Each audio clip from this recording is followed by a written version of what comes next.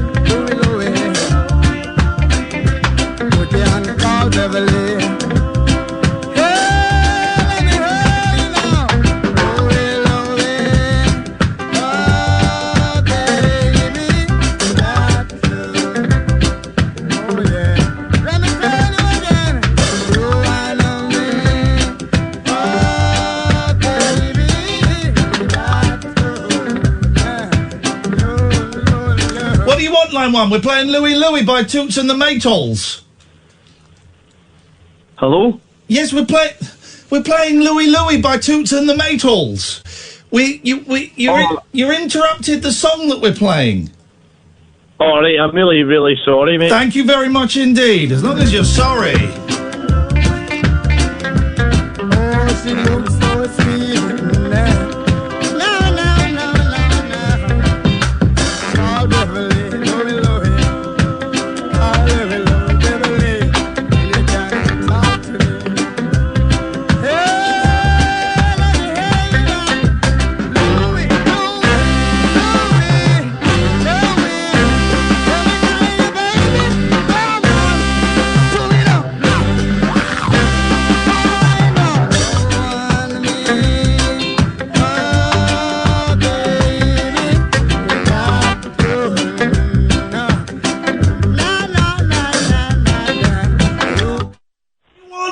Toots and the Maytals. I really don't care, mate. I do!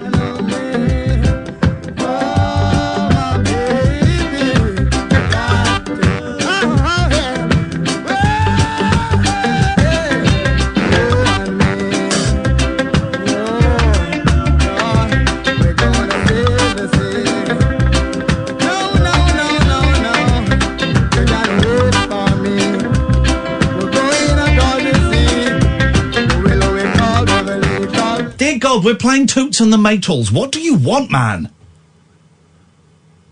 I want 2 fish suppers and 2 iron brews, please. We're not doing the Isle of Skye. Fish suppers and iron brews. I'm playing Toots and the Maytals. Can I just finish the song? Do you deliver? No, we don't deliver.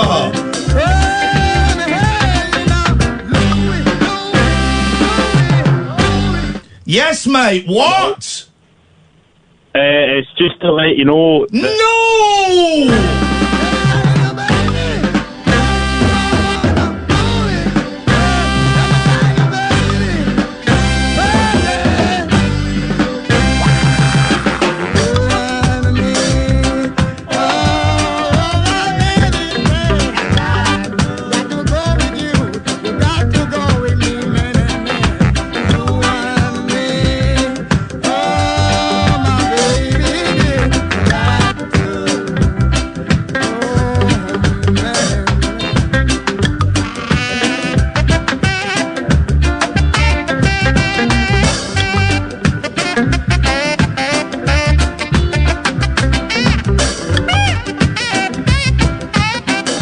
Mate, this had better be good, because I'm trying to finish playing this song. And 2 cans of iron brew, please. We're not... I haven't got any iron brew. I'm trying to play Toots and the Maytals. Right, I just want 2 fish suppers and 2 cans of iron brew, please. I have not got any fish suppers or iron brew. Please go away. What do you want? I'm trying to play Toots and the Maytals. I'd like to make a complaint, please. You'd like to do what? Your phone signal's not very good. Toots.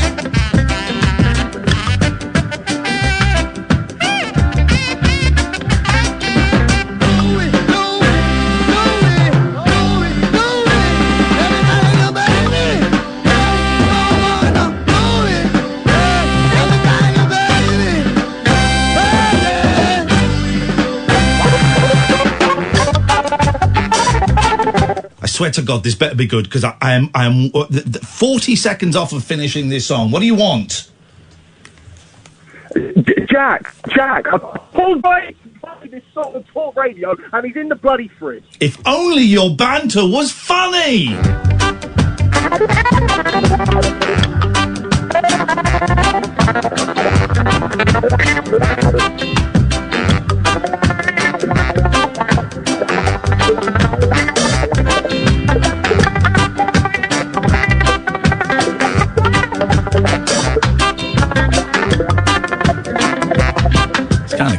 Killed the. By the way, everyone tweeting me.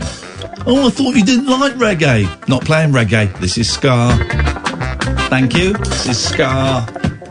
And I do like reggae, but I like the white reggae. I think that's purer. I think it's better. I think UB40 have got a better beat than Bob Marley. So yes, I do like reggae, but I like the white reggae. I like the Sid Owen style of reggae. The John Alderton. No, John Alderton was Please Sir. Is John Alderton still alive? Yes, he is. Why is he not on TV all the time? All the flipping time. I would watch the John Alderton comedy half-hour show. I'm guessing not enough people have told him that he needs to go back on the TV, because that's how it works, isn't John it? Alderton was married to... Pauline Collins. There we go. I would always looked like Paul McCartney to me. Yeah, the same eyes. Okay, well, here's the thing we can do. You can't do that face. No, I know you're doing Paul McCartney eyes, but don't move your fingers away from those eyes, because when you did it, they didn't look like Paul McCartney eyes. All right, they looked like a racist impression. They looked like a racist eye impression, which we certainly don't want to do anymore. But did you hear the wonderful story? In fact, let's find her name, Catherine. Let us, you, find her name. The wonderful story of the young busker who was busking. And Sue says, is this the children's hour? No, it's the children's 3 hour. Now get stuffed, old lady. It was Charlotte something, wasn't it? Charlotte something. A busker. And she's there performing away, and someone tosses some money into a guitar case. She looks up, it's Paul McCartney. And she gets all flustered, but then she plays I Want to Hold Your Hand as he's walking away. He turns around, thumbs up. There we go, guys. Well done. Let's give her some credit where credit is due. 0344 499 1000 is the telephone number. And we go... Charlotte Campbell. Thank you very much indeed, Charlotte Campbell. You are tonight's hero/heroine. At C. Campbell Music. Thank you very much indeed. I like that. We should do a feature called Hero/Heroine. And it's about someone who's done good and taken Class A drugs. It's a joke. Someone who's done good, a boy or a girl. No trans people. Is that bigoted? Yes, it is. Everybody is welcome. Everybody is welcome in here. It's too complicated a feature. It's a logistical minefield these days. I'm dropping it. Why don't we just call it Thumbs Up Nice One? No, I'm dropping it. I'm dropping it. I'm dropping that feature because the police... I think you made it more complicated than it needed to be. The PC brigade will be on my back.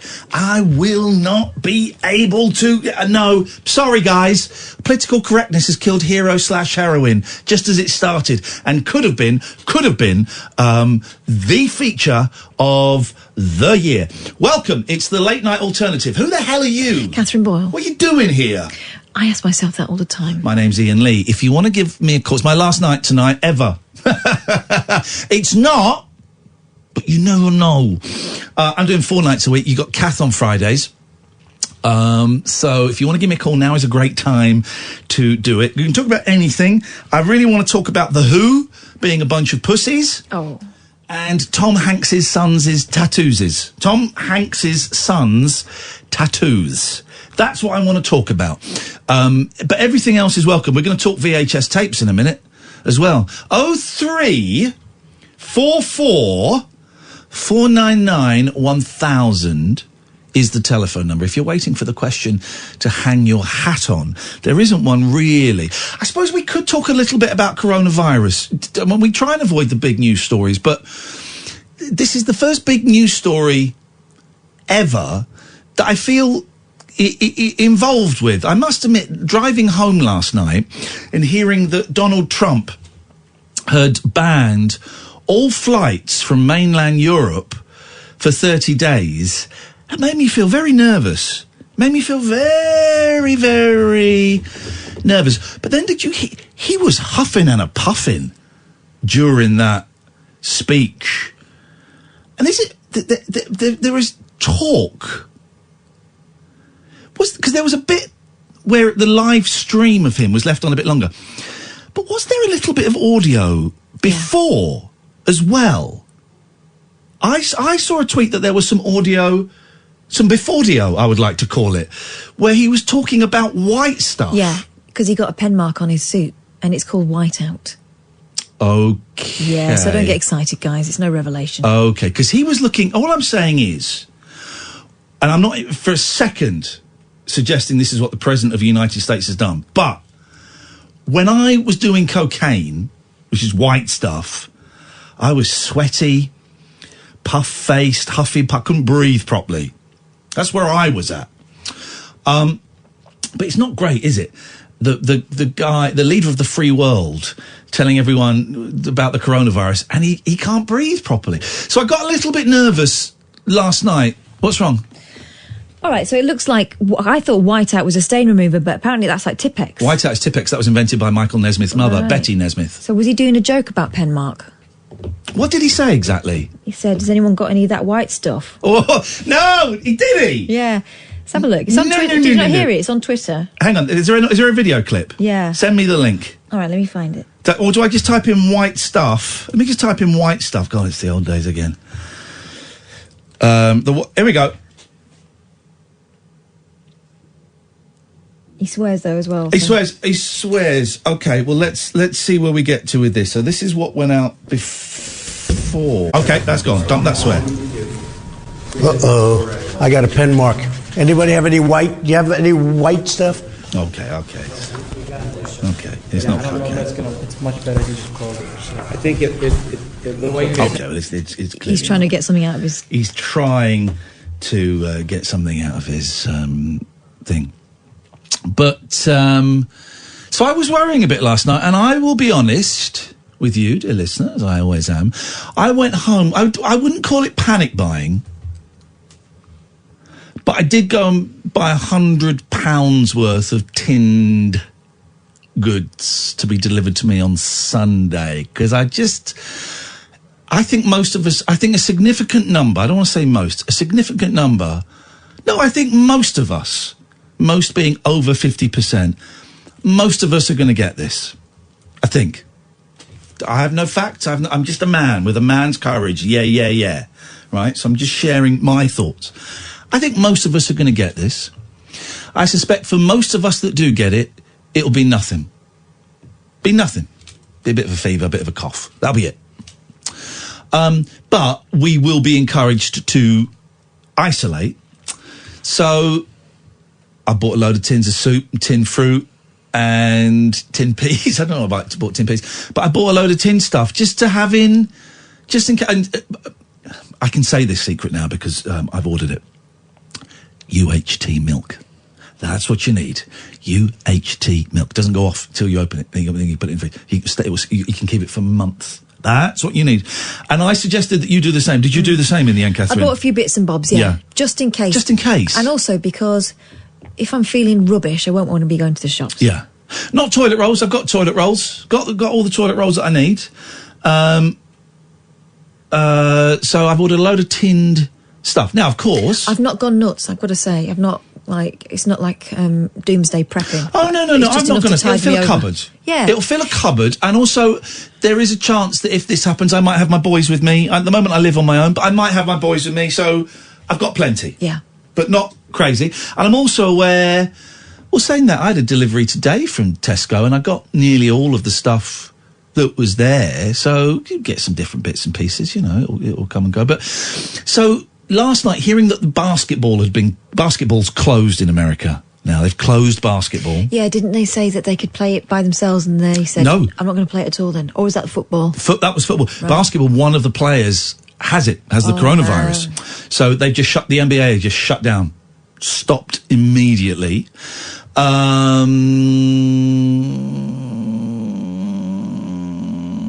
Yeah, all flights from mainland Europe are stopped.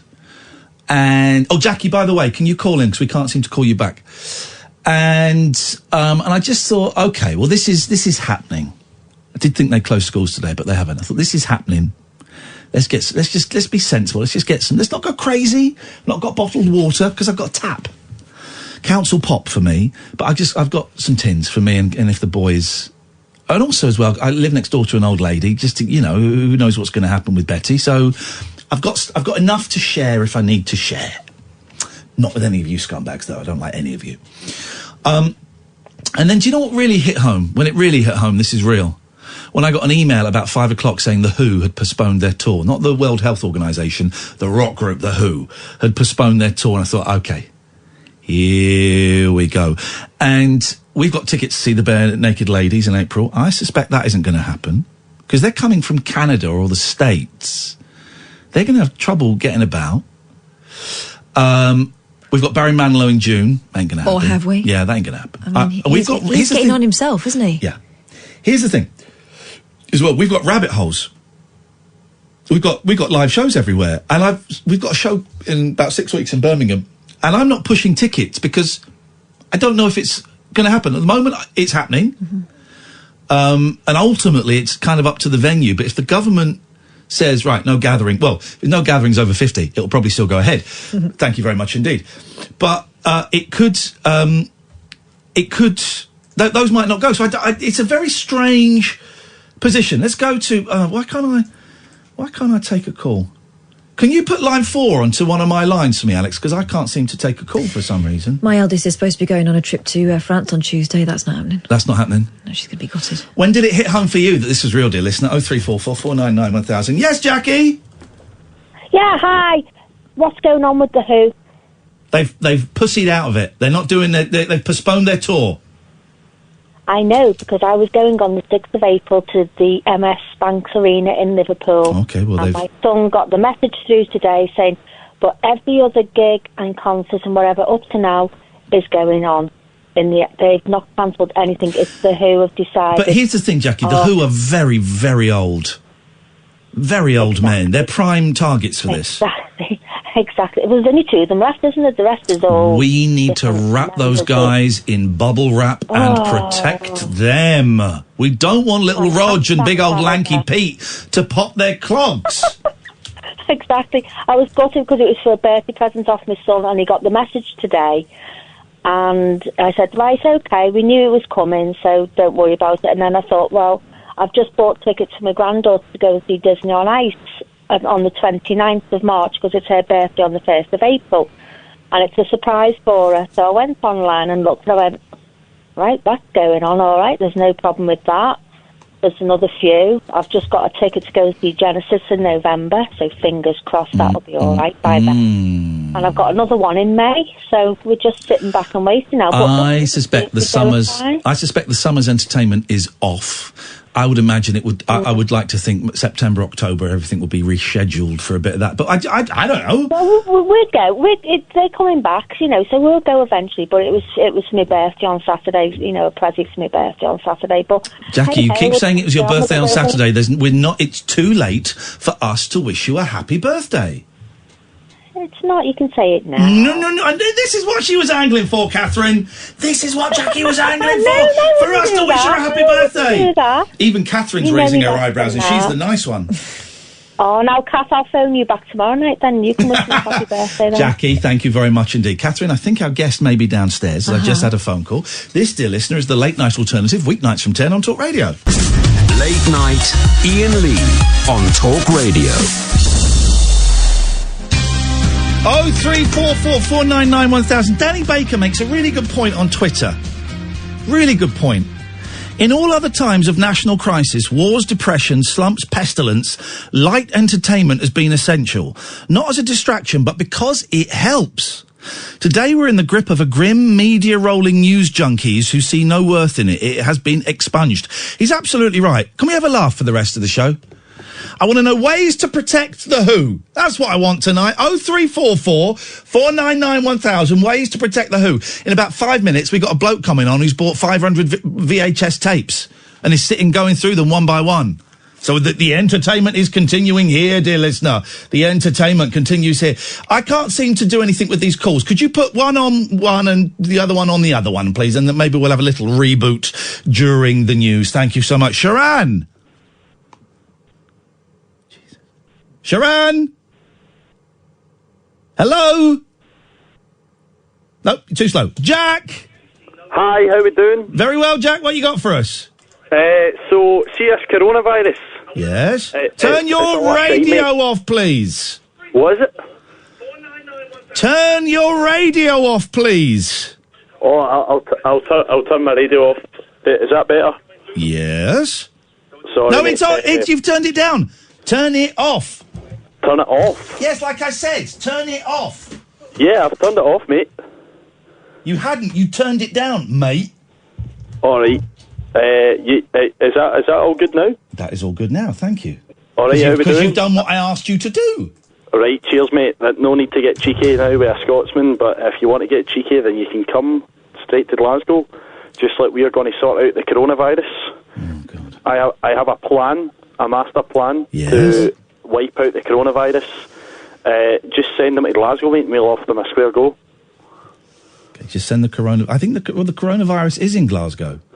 Yeah, I find it really sad as well. You didn't wish Jackie her last happy birthday. Oh, for goodness sake. What is going on with everybody? Why is everyone being a massive bell cheese? I can cut people off, but I don't seem to be able to... Oh, yes, I can. But it's only... Yes, what do you want? Hello? Hello, you're on the air. Oh, hi. How are you? I'm good. Turn your radio off. Oh, I mean, last show of the week for me, thank God. Turn your radio off, please. Oh, it's not on, thank you. Thank you. Well, it was, though, when I said it. So, it was when you said it. It was when I said it, thank you. Okay, so how are you? I'm feeling full as we found a new burger place around the corner and we ate. I ate too much. Okay, so I just want to say something to you. I ate exactly the right amount.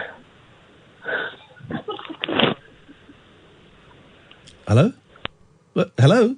What is going on? Let me take this.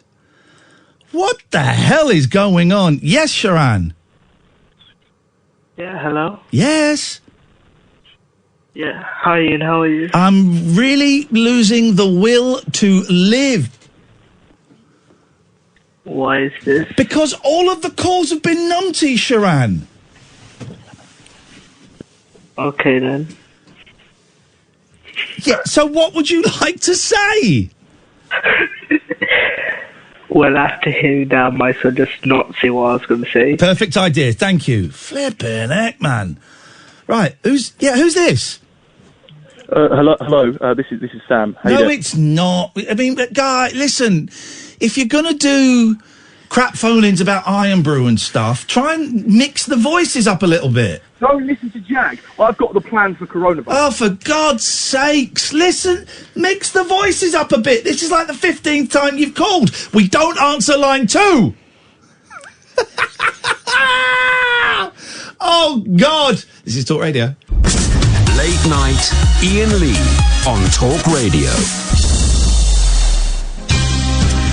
There has been a growing number of sexual deviants who have been pursuing bizarre, perverted hobbies of collating and collecting VHS tapes and then streaming online. I think it's disgusting. I want it to stop. I brought their ringleader to the studio to destroy. I'm joking. Is Geeky Pete? Pete, what do we call you? What do we call you in this world? Geeky Pete, is that? Just Pete, yeah. Pete? I mean, you know, what's on the tapes, I guess is... At What's on the Tapes is the Twitch, if you want to go and have a look. Now, some of you may remember, Pete called us up a while ago and said, I'm doing this thing where I'm buying loads of blank VHS tapes, or you know, the home VHS tapes.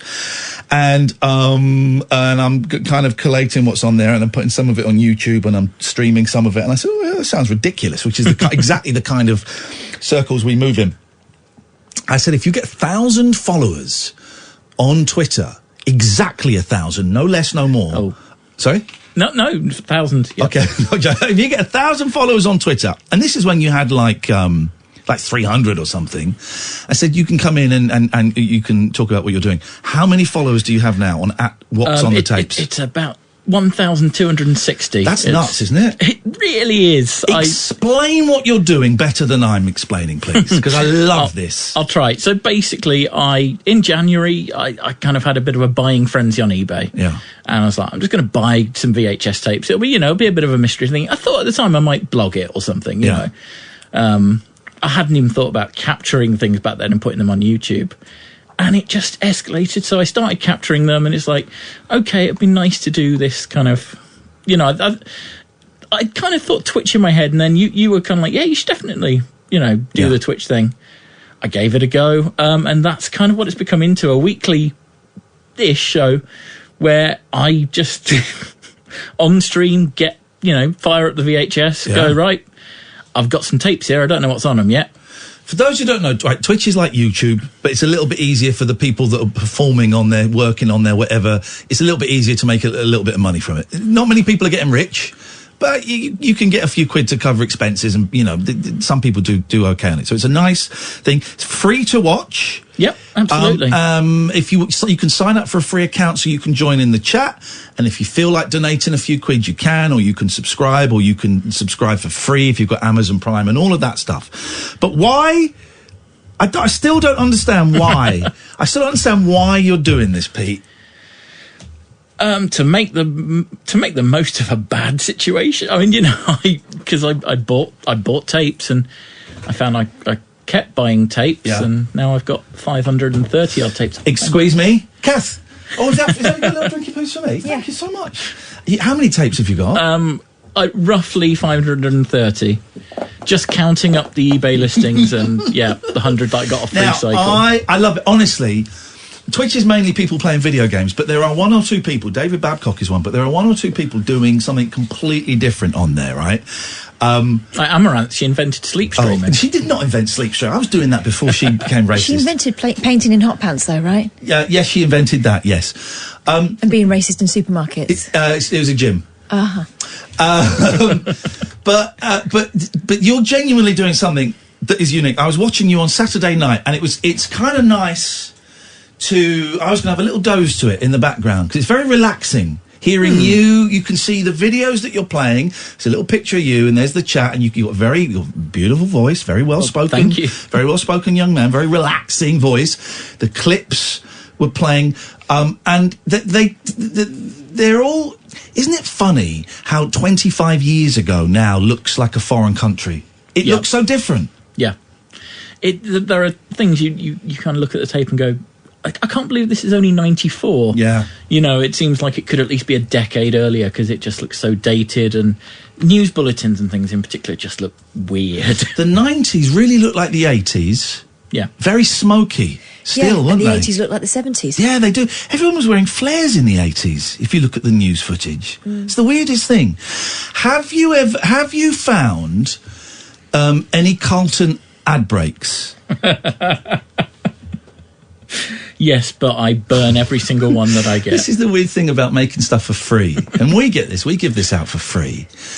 And you give this out for free. And you've got these 530 odd tapes, and you don't know what's on them. That's the joy. But people can still get really arsey with you for not finding the things that they would like you to find. That's it. I think it was, yesterday I spent a while trimming out some late night ITV kind of continuity and things, and they were, around a showing of America's Top 10 with Casey Kasem. And because I was only clipping those, and I was like, well, YouTube might get a bit funny about. Yeah. So I deliberately cut out America's Top 10 and, cut around that. Put it up, first comment. Not even a glimpse of Casey Kasem. Wow, people are so ungrateful for free stuff as well. Listen, if they paid you 20 quid for that, okay, maybe you have a right to go. In a slightly politer way, I'd have preferred a. Actually, no, I don't think they would. I don't think they do have a right if they paid 20 quid. I don't think they do have a right. No. Except it's free, for crying out loud. I do kind of get it to a point. I mean, something like this, everyone is coming at it, everyone watching it and sort of looking at the channel is coming at it with different enthusiasms, different interests, and I genuinely like that they're excited about the project and what I might find. Yeah. It's just not helpful. No. I listen. You do it. When do you do it live? Thursdays, 7 o'clock. It kind of shifts. I try and because you have a real life as well outside of this. Yeah, you work and stuff. Amazing. I mean, I'm definitely still in the red overall in terms of this. But yeah, it's I have a day job, so I try and keep it a block of a few weeks in the same slot at a time. So at the moment, it's Thursdays at 7:30. And I listen while I'm driving in, because you can put the phone, connect the phone to the Bluetooth, get Twitch up, and then, you can just switch it so it's just the audio. And I listen when I'm driving in. I love it. I'd put it out as a podcast if I were you. I would listen. And I know it's a visual thing. Oh, I know it's a visual thing. Well, I would listen to that. It's like, slow television. Yeah. Is a thing. Yeah. Katie Puckrick was behind this thing that was really successful over Christmas, which was an Inuit building an igloo in real time. Wow. Loads of people watched it because it's just relaxing. Yeah. It's just, in an era where everything's got to be immediately grabby within a minute. People just want to chill out. I mean, I already found a bit of her on stream as well. Did you? Yeah, I found an episode of The Word. Wow. Or most of an episode of The Word. I'll let her know. I'm seeing her tomorrow. And you found a bit of me on one of them. This was you found a trailer for the 11 o'clock show. Yeah, I couldn't believe that. I pretty much at the start of the tape. And this wasn't on stream. This was because obviously I'm going through them at home to try and get rid of some of them. And yeah, I put it in. Pretty much the first thing I see is the thing I don't remember that at all, and I saw it and it was like, wow, okay, that's something. What was it? Tell Catherine the tape you found today that was labelled, and you went, it can't be this easy, surely. So I found a tape which was labelled. I mean, it had the word Bluey on. I saw the tweet. Unusual spelling, that's not how I spell it. Yeah, Blueie, which I would have gone with Y as well. But we were talking about it in the lift on the way up. It was part of a collection. Now this all came from one fella, did it? Yeah, one eBay user. Someone said, let's clear out Grandad's stuff. Yeah. And so how many tapes have you got? So and on there was a porno. Yeah, so the one marked Bluey was indeed several Blueys. I don't think I can say the name. Was it called Anal? We can say Anal Academy. Anal Academy. No, Anal Agency. Sorry. Agency. Right. I've got to get it right. That's different. I didn't go to the Anal Academy to be put straight to the agency. And how many tapes did you get from this one source then? I think it's 20 tapes, this batch. And then I will say... We're lucky to have you in tonight. I'd imagine you'd be quite busy at home. Well, this is the thing, because some of them are labelled like proper films, I think Ace Ventura and that kind of ilk. Yeah. But on stream tonight, I was like, okay, let's see what else is on some of these. Put the first one in, I get an ident, sort of Bravo ident already, and then the continuity announcer goes, and coming up next in erotic thriller. I'm like, okay, not showing that on stream. Let's put another one in. And this time I was like, okay, I'm not going to show people what's happened, what I'm seeing. Yeah. So I cut. There are terms you can't show nipples on Twitch. You have to be, it's a little bit. You've got to be. I think careful. I mean, can you show man nipples? Because otherwise, no, you can't. Can't show man nipples on there. No, that's why I'm very careful when I do my sleep streams to wear a t-shirt. I mean, have you been showing your nipples? I haven't been showing mine. No, but you get ads with topless blokes selling sun cream or whatever. It's Gosh. But yeah, the next one I put in, I sort of deliberately kept the screen on my face, and I saw sweatiness and. Somewhere, some bloke's going, Lord, you didn't give those tapes away, did you? Where's my tapes? My balls are about to explode. Where's my tapes? Or he was thinking I was going to get rid of those before you gave them away. But then, as I was listening on the way in tonight, you then found one called Nana's tape. Keep. Oh, God. And it had written on it, keep. Grand's tape, keep. We used to write that on all the tapes. Mums, do not tape over. Yeah, keep. Do not tape over. I'd forgotten that. For people living in the digital, for people under, 35, living in the digital age, they won't know how important these video tapes, and the mum and nan would have one tape. And it would be full of soldier. One tape. Well, you see, this wasn't that, though.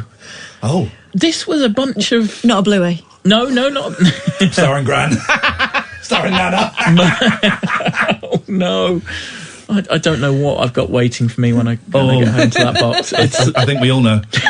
My dad used to have a book, and they're all numerically ordered, and in the book under each one. You'd write down what was on there. Oh yeah, I remember people doing that. I had an exercise book as a kid, a sort of blank exercise book that I just filled because these aren't my tapes, and my tapes are long gone somewhere. But yeah, I might still have the exercise book somewhere.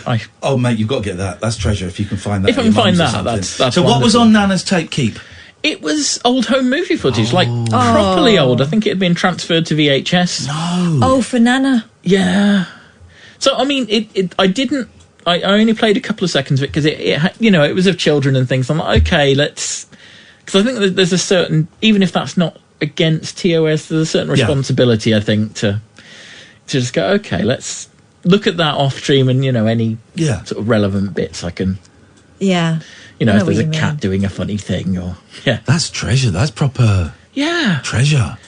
The first lot of tapes I got back in January had essentially, sort of videos of this couple of very late pregnancy and early kid, and I'm sat there going, should I be looking at this? Yes. But also, this is social history. But also, why don't they want them anymore? Yeah.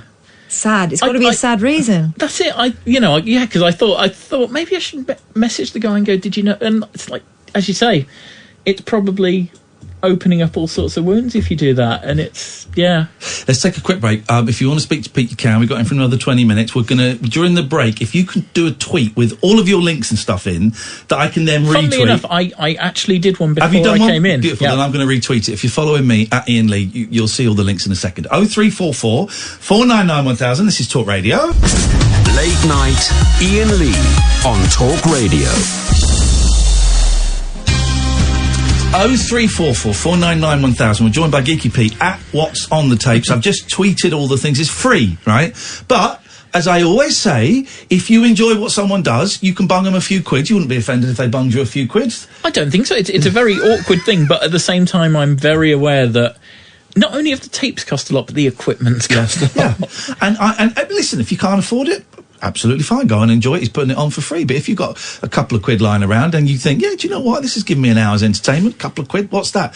Am I allowed? You can tell me to naff off. Am I allowed to ask how much you've spent on VHS tapes for these 534 tapes that you've got? I looked. I kind of totted. Yeah. You've gone bright red. Oh no. It's about £400.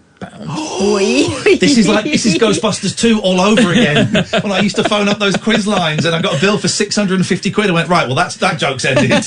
And like that's not even before charging that much for VHS? I thought they'd been giving them away. Clearly perverts. Well, that's it. There are people who buy them. I mean, I've kind of made inroads with a group that recovers like teletext from tapes. Okay. Which is a really complicated and arduous process, which I kind of wish I could do myself, but I don't have the stuff or the time or the tools.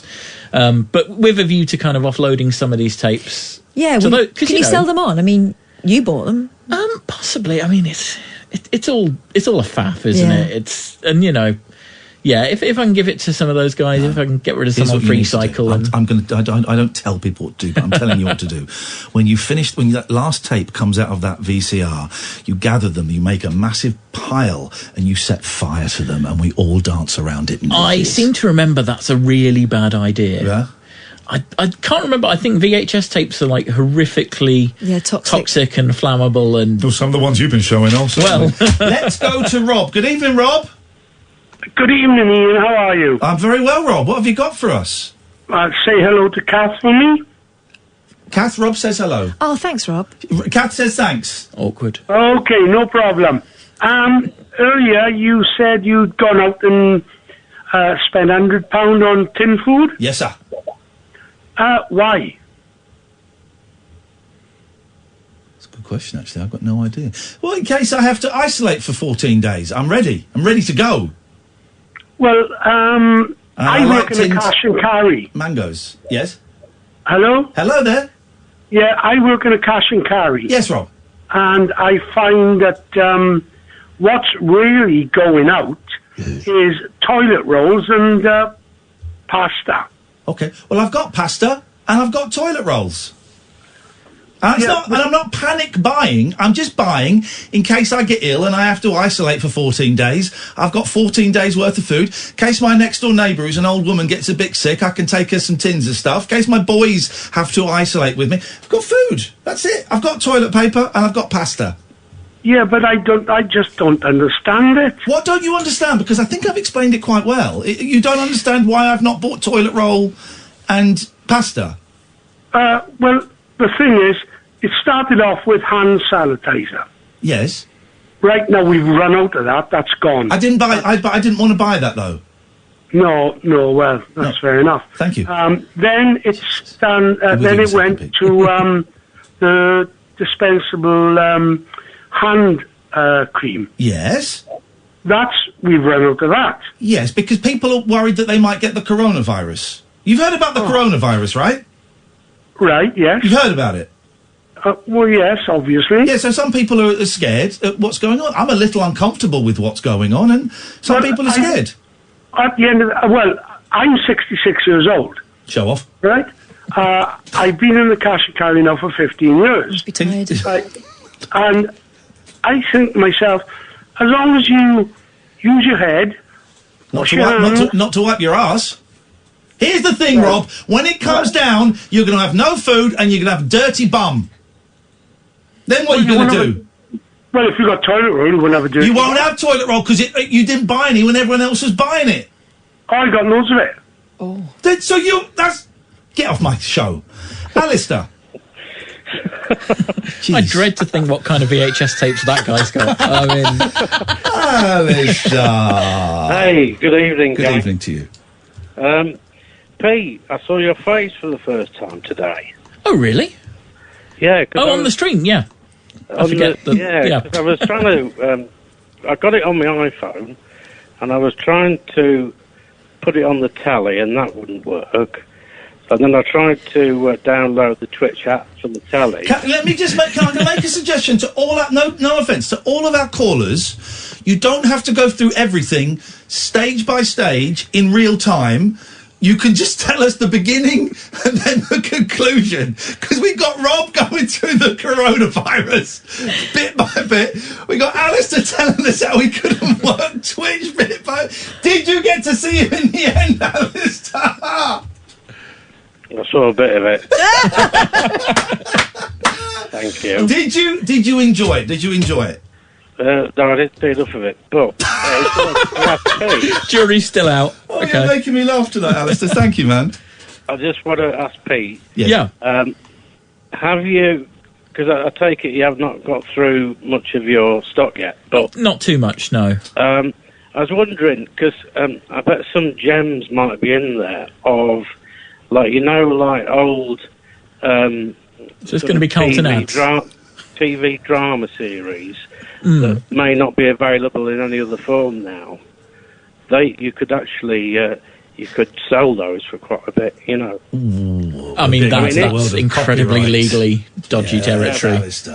I don't think... Ian kept going on about this estate agent program that he couldn't find, but anyway...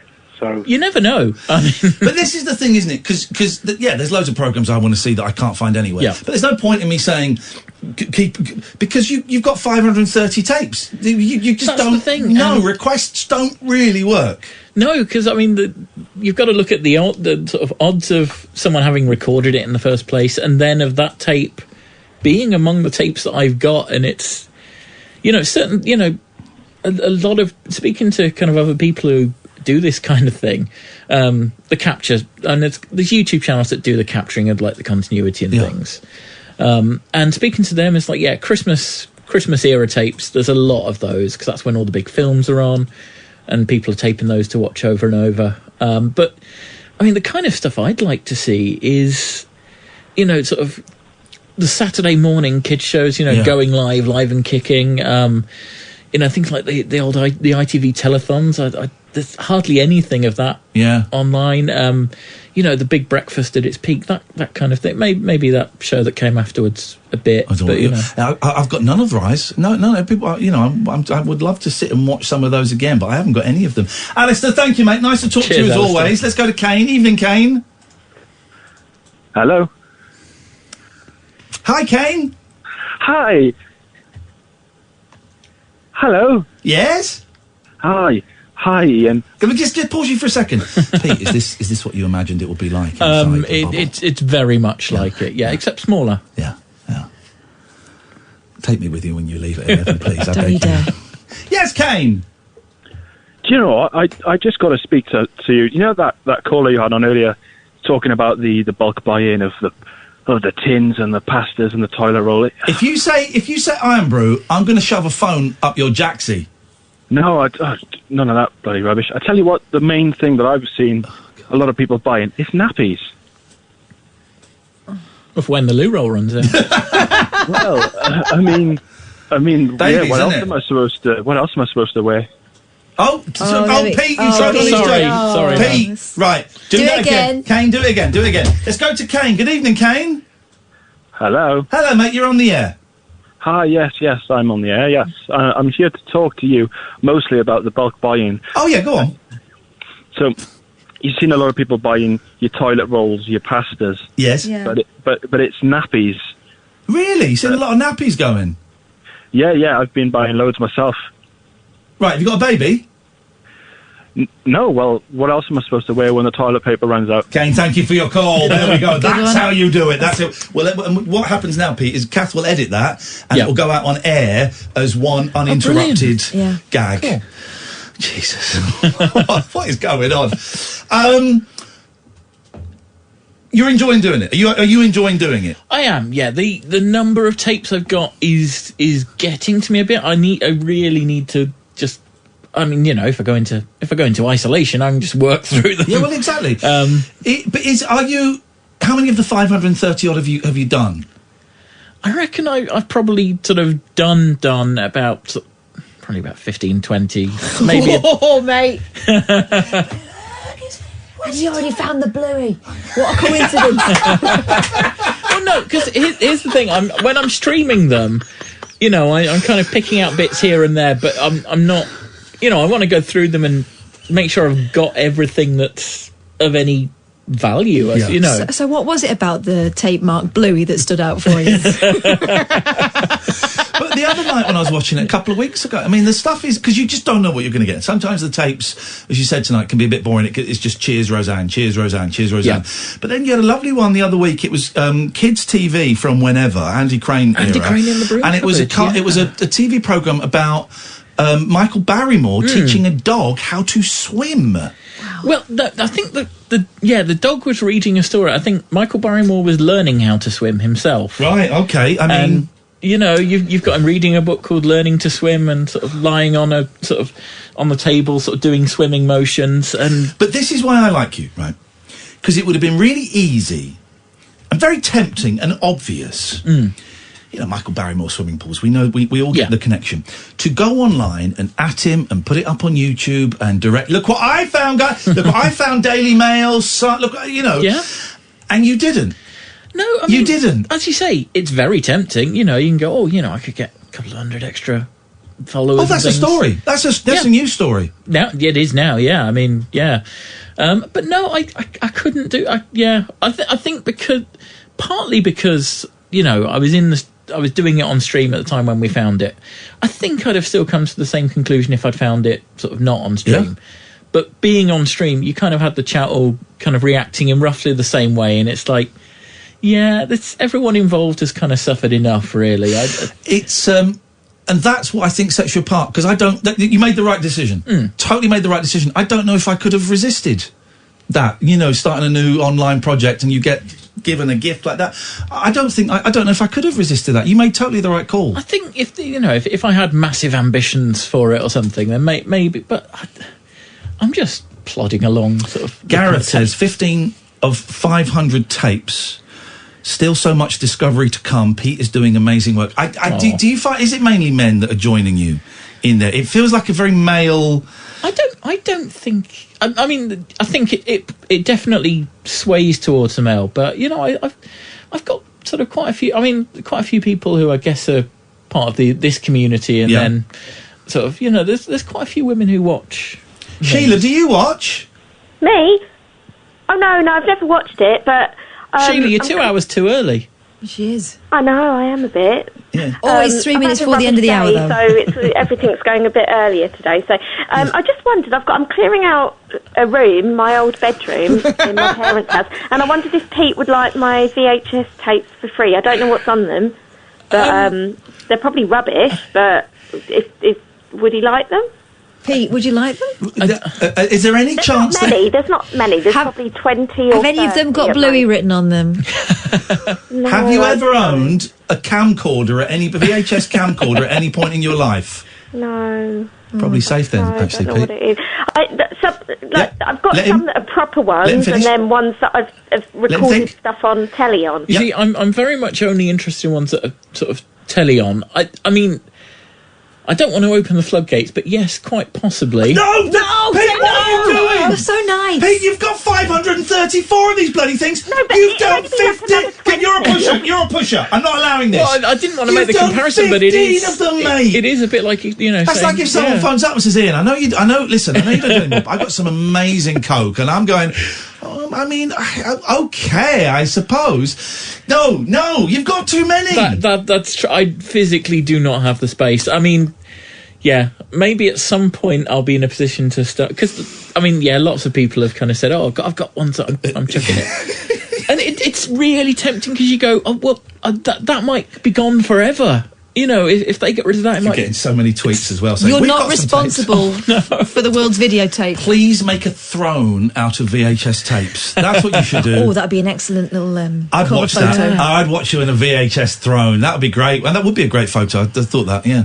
But yeah, I think unless people know that there might be, you know, like stuff like the stuff I mentioned, you know, live and kicking, stuff like that, unless they know there might be that on there, maybe not yet. Not yet. At some future point, maybe. But Pete, it's at What's on the Tapes, plural. Yes, that's right. I think it's brilliant, man. Genuinely, I think it's one of my favourite things online at the moment. So keep on doing it until you die.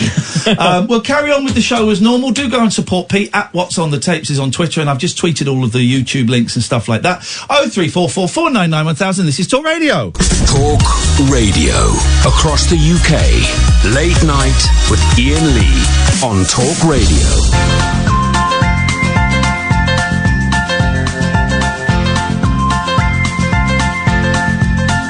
There's a voice that keeps on calling me. Down the road is where I'll always be. Every stop I make a new friend. Can't stay for long, just turn around and I'm gone again. Maybe tomorrow I'll wanna settle down. Until tomorrow I'll just keep moving on. Down this road that never seems to end. When new adventure lies just around the bend. So if you wanna join me for a while, just grab your hat, come travel light, that's hobo style. Maybe tomorrow I'll wanna settle down. Until tomorrow, the whole world is my home. So if you wanna join me for a while, just grab your hat, come travel light, that's hobo style. Maybe tomorrow I'll wanna settle down. Until tomorrow I'll just keep moving on.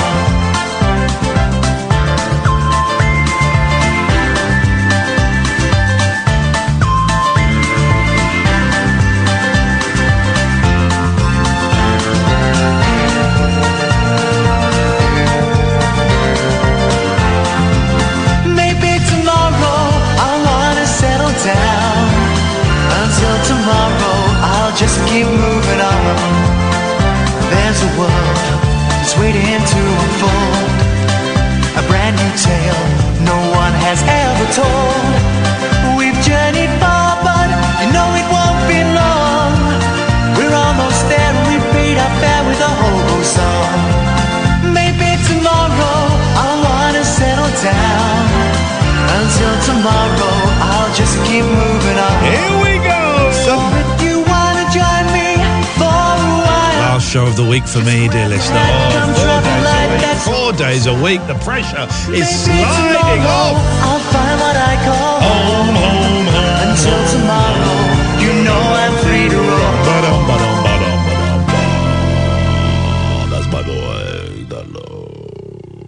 0344 499 1000 is the telephone number if you want to give us a call. You know the score. You can give us a call about anything. The whole world is collapsing in a heap of coughing and lung-induced paranoia. But we here on the Late Night Alternative are here to keep you entertained through the night. Let's go to Matt. Good evening, Matt. Yeah, good evening. Good evening. I just think that this whole this coronavirus is just a bit of a fuss about nothing, to be fair.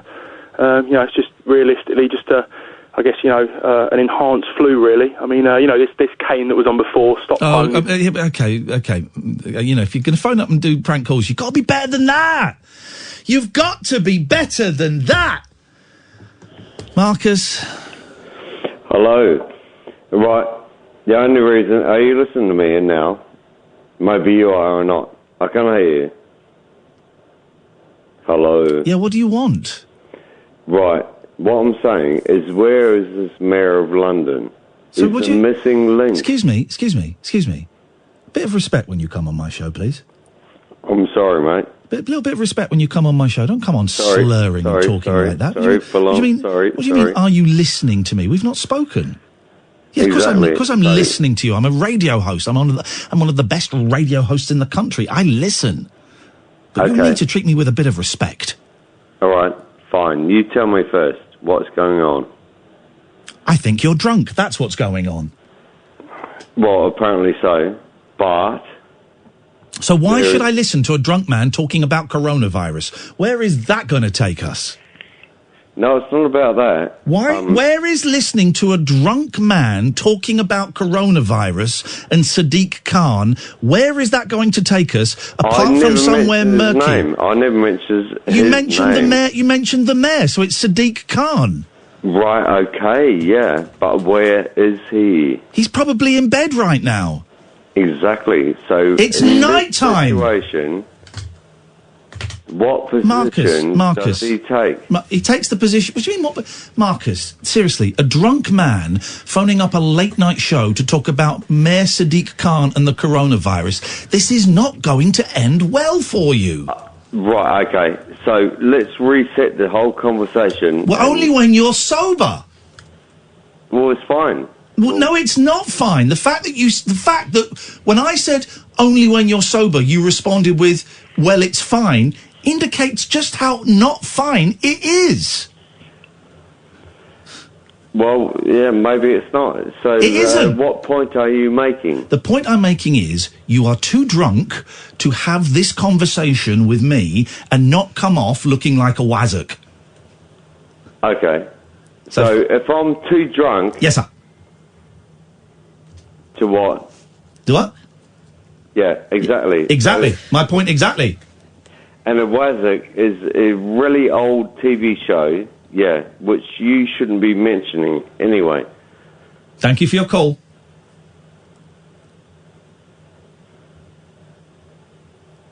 That is fine. Thank you for your call. That's all right. Are you still willing to talk or not? No, God, no. That's why I'm ending the call. We haven't yet. Oh, yes, we have.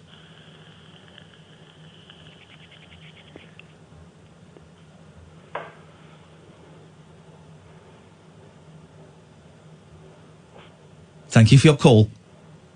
I'm still waiting for your response. My response is thank you for your call. Yeah, well, yeah, apparently, yeah, I'm a wazzock. Correct, sir. Thank you for your call. Yeah. Good day to you. Still waiting. What for? I don't know. You're waiting, but you don't know what for? I'm waiting for a decent response. Well, when you sober up, you might get one. Listen. No. It's fine. I will not listen to you. No, I'm not listening to... Yeah, okay, you are starting to win a bit now. Listen, if you're admitting that I'm starting to win it a bit now, it is game over! It's game over! I don't think so, mate. I do not think so. I do. How about, what's it like in New Zealand, blah, blah, blah, all this sort of stuff? Well, I haven't been to New Zealand for a couple of years, so I don't know what it's like there and blah, blah, blah and all this sort of stuff. You should go. It's brilliant. I know. If you were listening, I was there 2 years ago. Were you? That's why I said I was there 2 years ago twice. Well, who were you visiting? Your mum. My mum? Oh, she would have been so happy about that. Yeah, she put me up for the night. Did she? Oh, yeah. Oh, great. Anyway, thanks for your call, son. No, that's all right. All right, let's get on to the big point. No. If the point is you, once again, talking about Sadiq Khan and the coronavirus, this conversation's over. Okay, so you are, like, totally, obviously your eyes are shut in front of your face. Obviously. Yeah, so where is he? I don't know, my eyes are shut in front of my face. Okay, so where is Sadiq Khan now? Probably at home with his family. Okay, so what's the point? So he's the mayor of London. He's supposed to be the person Thank you for your call. You can't handle that, can you? I can't. You've beaten me. You beat me. Thanks for your call. You beat me. Well done. Thank you. No, it's not about that. You destroyed me. Thank you. Thanks for your call. Good night. No, how could I destroy you? You destroyed me with your wit. Your I'm not a witty person. No, I know you're very dull. But thank you so much. I'm very dull and plain. Yep, exactly. Thank you. That is the question. And the answer is you've beaten me. Thank you so much for your call. Good night. No, I don't think so. I do. Okay, so he's at home with his family, which is brilliant and great. Yeah. Thanks for your call, Marcus. Good night.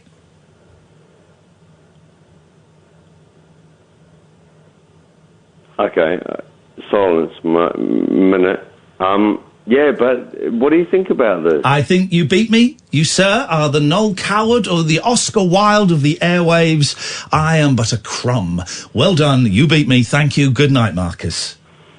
I'm not a crumb of anything. No, I said I was the crumb, and you are the Oscar Wilde Noel Coward. I'm neither the Oscar Wilde anyway. Okay, so, you're neither the Oscar Wilde anyway. Thanks for your call, Marcus. I'm going to cut you off now before I jump out of a 16-storey building.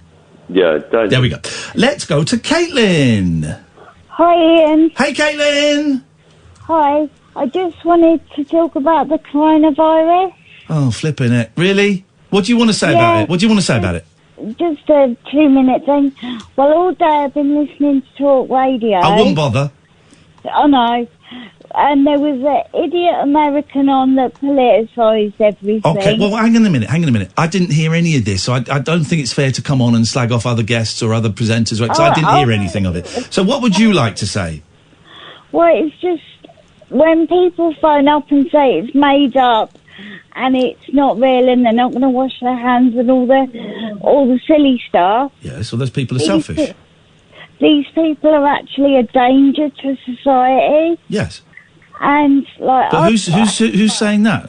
No one surely would be saying that, would they? No, I think they're a danger to society. Who said that that's what they're doing? That they're not washing their hands and stuff. Yes. Lots of callers that have phoned up different shows today. Well, here's my suggestion. With respect, phone up those shows. Because my listeners, apart from that last guy, my listeners would never, ever confess to not washing their hands during this terrible, terrible time. Well, I hope so. They would not. Like, I really don't want to die. I don't want to die. It's as simple as that. I really don't. Yes. So I just hope these people see sense. Well, they won't. I was in the public toilets today and loads of people didn't wash their hands. Oh, well, you know, but... I mean, you know. It's just scary, because I thought people were a bit less selfish than that. No, everyone's selfish. A lot of people are doing a little bit more, and some people are doing deliberately less. But phone up those shows, and because I've not heard that, so I don't know that. Okay, I didn't mean to offend you. You've not offended me. I'm not offended. There's very little I can contribute. No, I just thought Thank you. You wash your hands. You wash your hands, and you look after your hands, your precious hands. Elliot. Hello, Ian. I'm not feeling it, buddy. What aren't you feeling? This call, mate. But thank you very much for trying.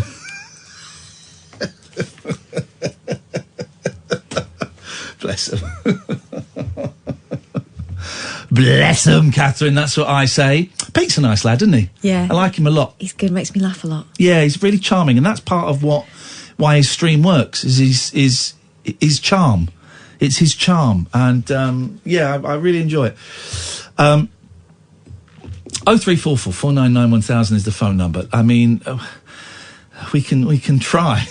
Why do prank calls Yeah. always sound... quote unquote prank calls. Yeah.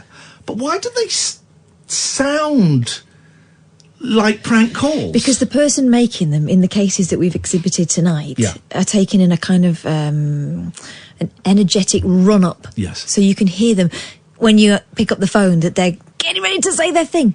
The thing about a prank call, in my experience, having made quite a lot of them, is that you need to have a punchline to get to, but you also need to have something crafted that means that you're interesting in the meantime. You said punchline.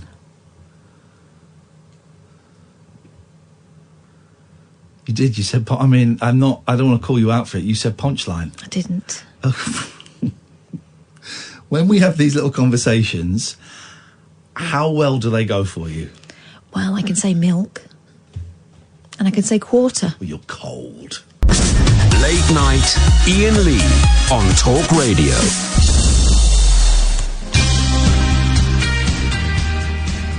Having a right old time tonight. Did Pete let off an LSD bomb while he was in here or something? I think because you're not going to be in tomorrow, they're just saying how much they're going to miss you. Farah. Hello. Hello, Farah. Yeah, I was thinking about what to say, and then now I started talking to you. I can't remember a thing I wanted to say. I should have made a list. Okay, so I wanted to talk about antidepressants, my recent car crash, and Jamila Jamil. And Johnny Leisure MILF. Jamila Jamila. Oh, Jamila Jamil. Jamila Jamil. I couldn't hear you. It was a little bit faint. Yeah. Yeah. Okay. So, a few weeks ago, I crashed my car. I gave you guys a call. I'm not sure if you remember, but it was like right after my crash. My face was like full of stitches and stuff, and I was feeling really sorry for myself. Yes. I called you guys. Yeah, since then, all my stitches are cut, and I've just ended up with a bit of scar on my face, and I've been telling people it was a shark attack because it's much more interesting than the car that's crash. cool. That's cooler than a car crash, a shark attack, definitely. Isn't it? That's a lot cooler. Yeah, because I did go scuba diving last year, so Yeah. I keep telling people it's shark attack, and I keep like a poker face, so they don't know whether I'm joking or not. Can you still keep a poker face with I don't know how bad the scarring is. I don't know if that would prevent poker facing. It's not that. It's getting there. It's But it'll heal up over time, won't it? It will. It's just annoying. Hey, listen, if it's just annoying, then you're doing all right. Yeah, it's I guess. Well, I wanted to.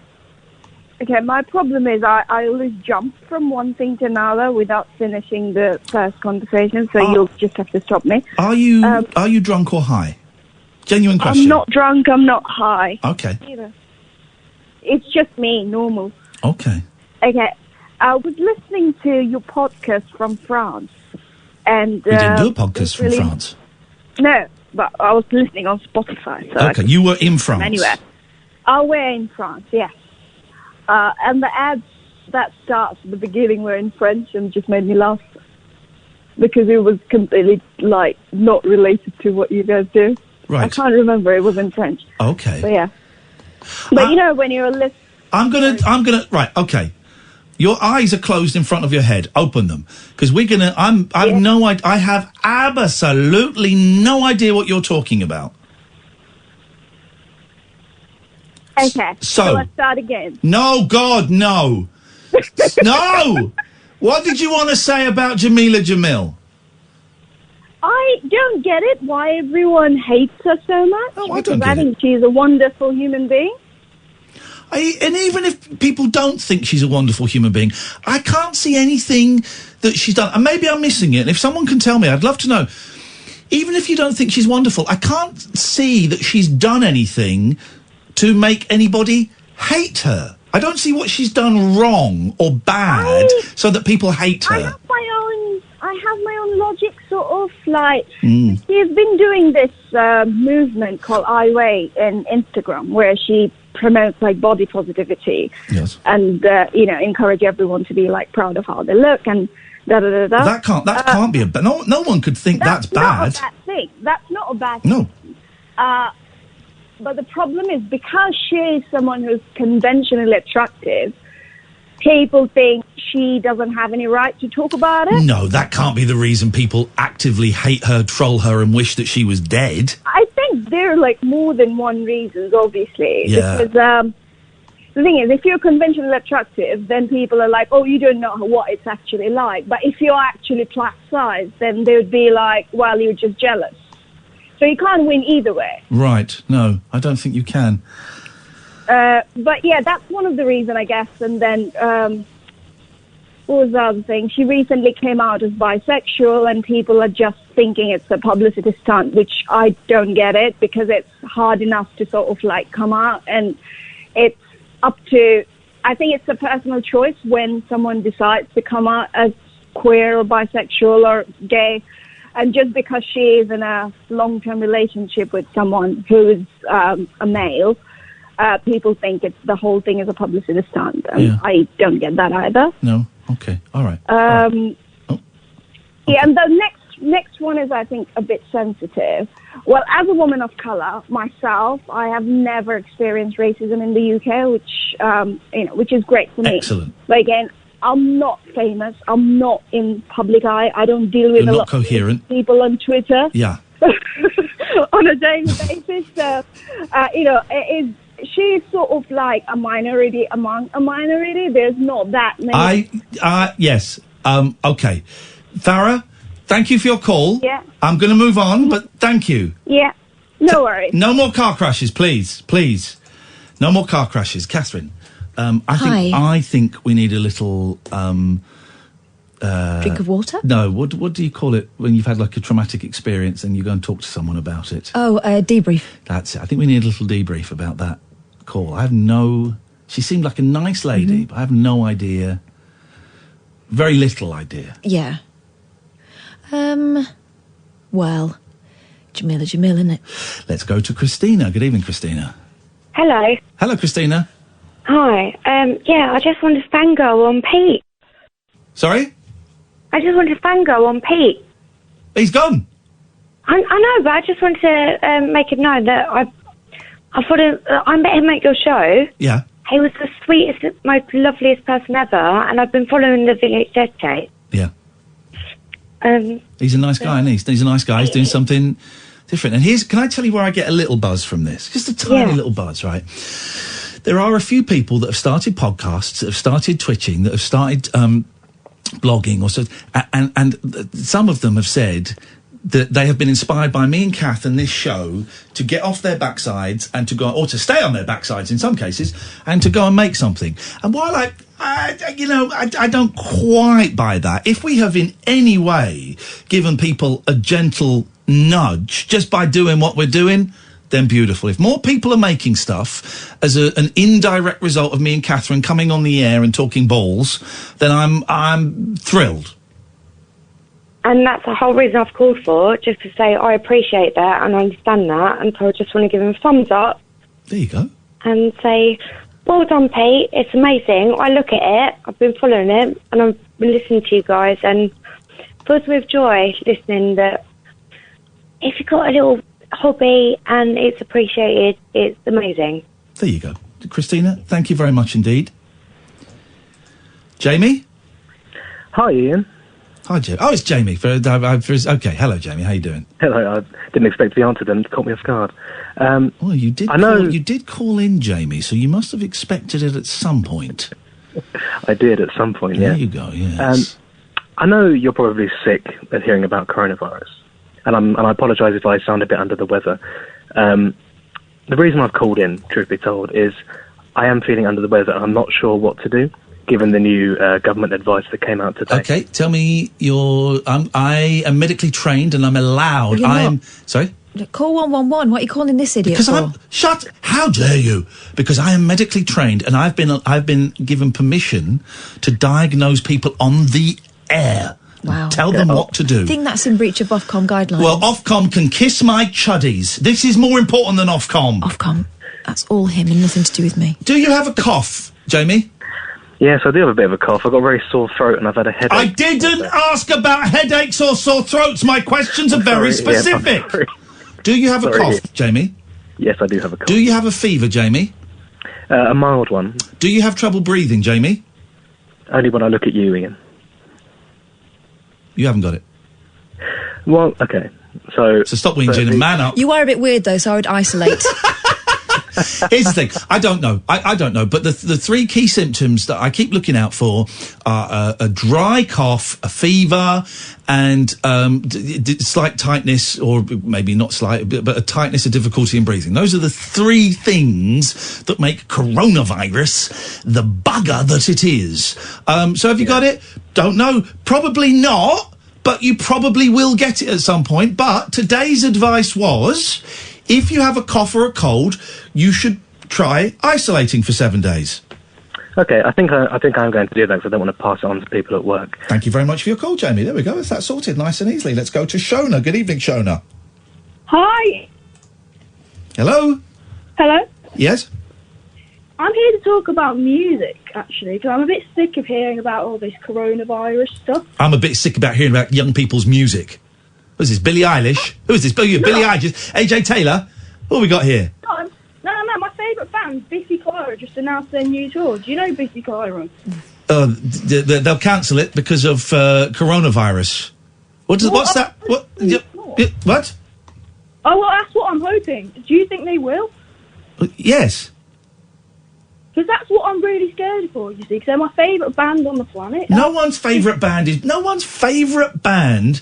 is Biffy Clyro. Crying out loud, you want to be listening to Vossi Bop. Who sang Vossi Bop? Is it Doja Cat? You don't know Vossi Bop? I think I do know Vossi Bop. Do you know Vossi Bop? Who sings it then? Don't know. This guy, my good friend of mine, good buddy of mine. This guy sings Vossi Bop. Peter, great to have you on board. Whoa, that's an advert. Was that Daniel O'Donnell? No, he's a bit more Vossi like Bop. that. This might have swears in, but I don't care. I'm going to play him straight through. You are not. Vossi Bop. My brothers don't die, we just Vossi Bop. I tell your girl to link me in the coffee shop. Getting freaky in the sheets, we're taking body shots. Then I finish with a facial just to top it off. Ay, my brothers don't die, we just Vossi Bop. Yeah, Vossi Bop. Who sings it? Stormzy. Oh, Miss Jones. My God, Miss Jones. Is it? That was a Stormzy. My God, Miss Jones. Is that the one? Stormzy's at the front door, Miss Jones. Is it the one that Stormzy had beef with? No, that's Stormzy. Oh, is it? It's Vossi Bop. He sounds quiet in that. Yes, I prefer Robin. him a bit more punchy. Hello. Hello, Robin. Hi, Ian. Hi, Catherine. I've got beef with you, Robin. Sorry? I've got beef with you. I don't understand. Do you know the phrase beef? No. Kathy, explain to Robin beef. I've got beef with this guy. A problem, a grudge. Okay, another word that I don't know. Sorry. A problem? You know, if someone has annoyed you... You've upset me. Oh, sorry. Do I have your permission to tell you why? Yes, of course you can. Robin, tell him what beef you've got. Here's my beef with you, Robin, and this is a great British phrase. Beef. Okay. I want you to use it tomorrow to someone. Yes.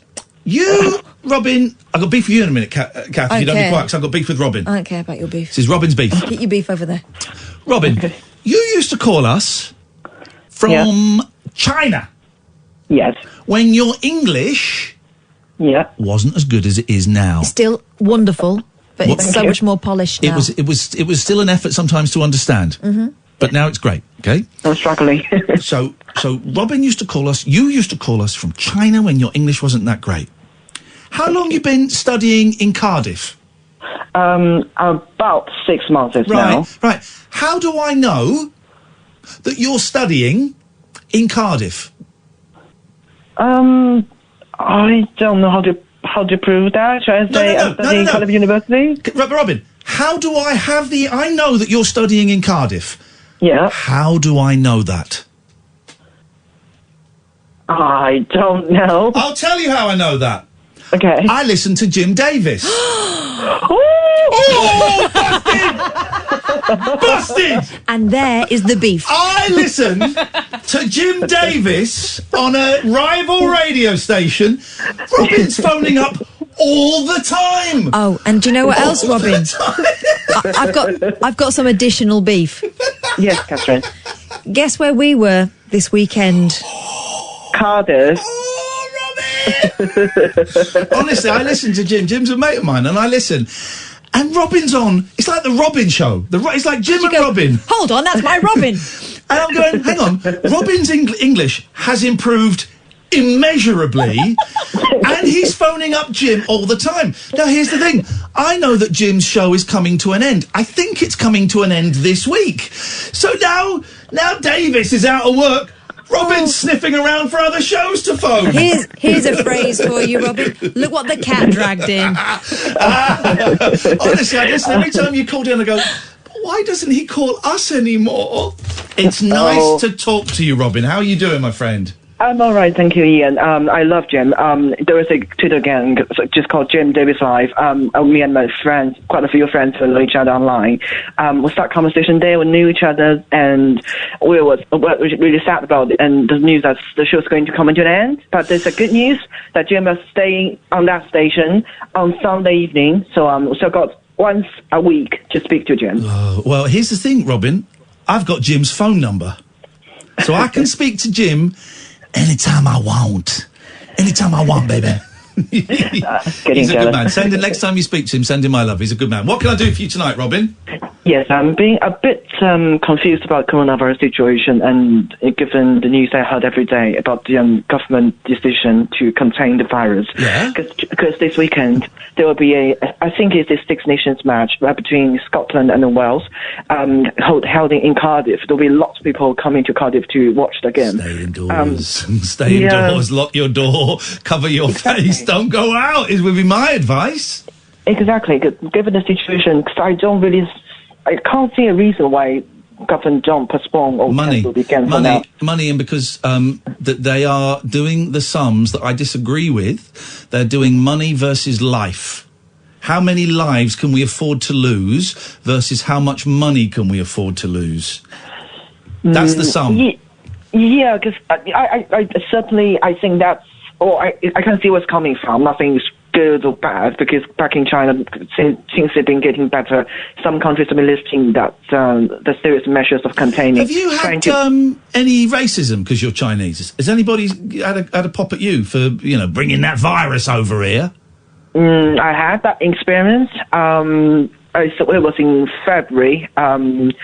I was walking with my classmates back home, and people just, four random guys and standing on the streets, it's actually in the Cardiff City Centre, shouting, "Hey, coronavirus," to me and my friends, and doing that gesture of covering their nose and mouth with the collar. But I suppose the thing is, they're not going to beat you up, because they'll be scared that you're going to cough on them. So it's I'm trying to make light of it. That is horrendous, and unfortunately, that's one of the I hear a lot of Italian people have been getting abuse from from Brits. Yeah, it's absolutely incredible.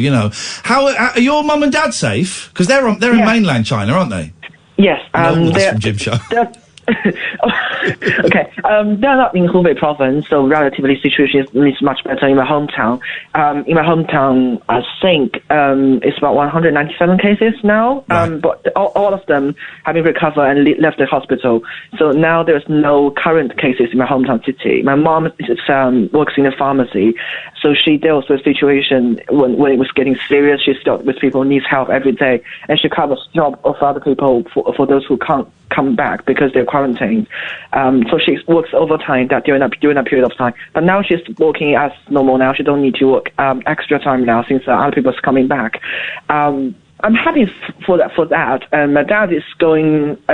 He has been working since last week. That was the first week that everything goes back to normal. But I mean, apparently people are still worrying about the situation. They wear masks all the time. It is required. If you don't wear masks, you can't go to the building, supermarket, public transport. You can't get anywhere, literally. But my mum and dad are fine. Good. Robin, listen, I'm going to move on. It's really nice to talk to you. And also, you've made the best noise of the night when you realise you've been busted. It's nice to talk to you, man. I'm glad you found us again. Thank you very much indeed. It's funny, isn't it? It's funny being a phone-in host because you will... It hasn't happened for a while. Robin is a one-off, but also his English has improved incredibly. I mean, it's always great. It's improved incredibly. 6 months he's been in Cardiff. But also, how brave, right, to ring up a radio station and talk to someone because...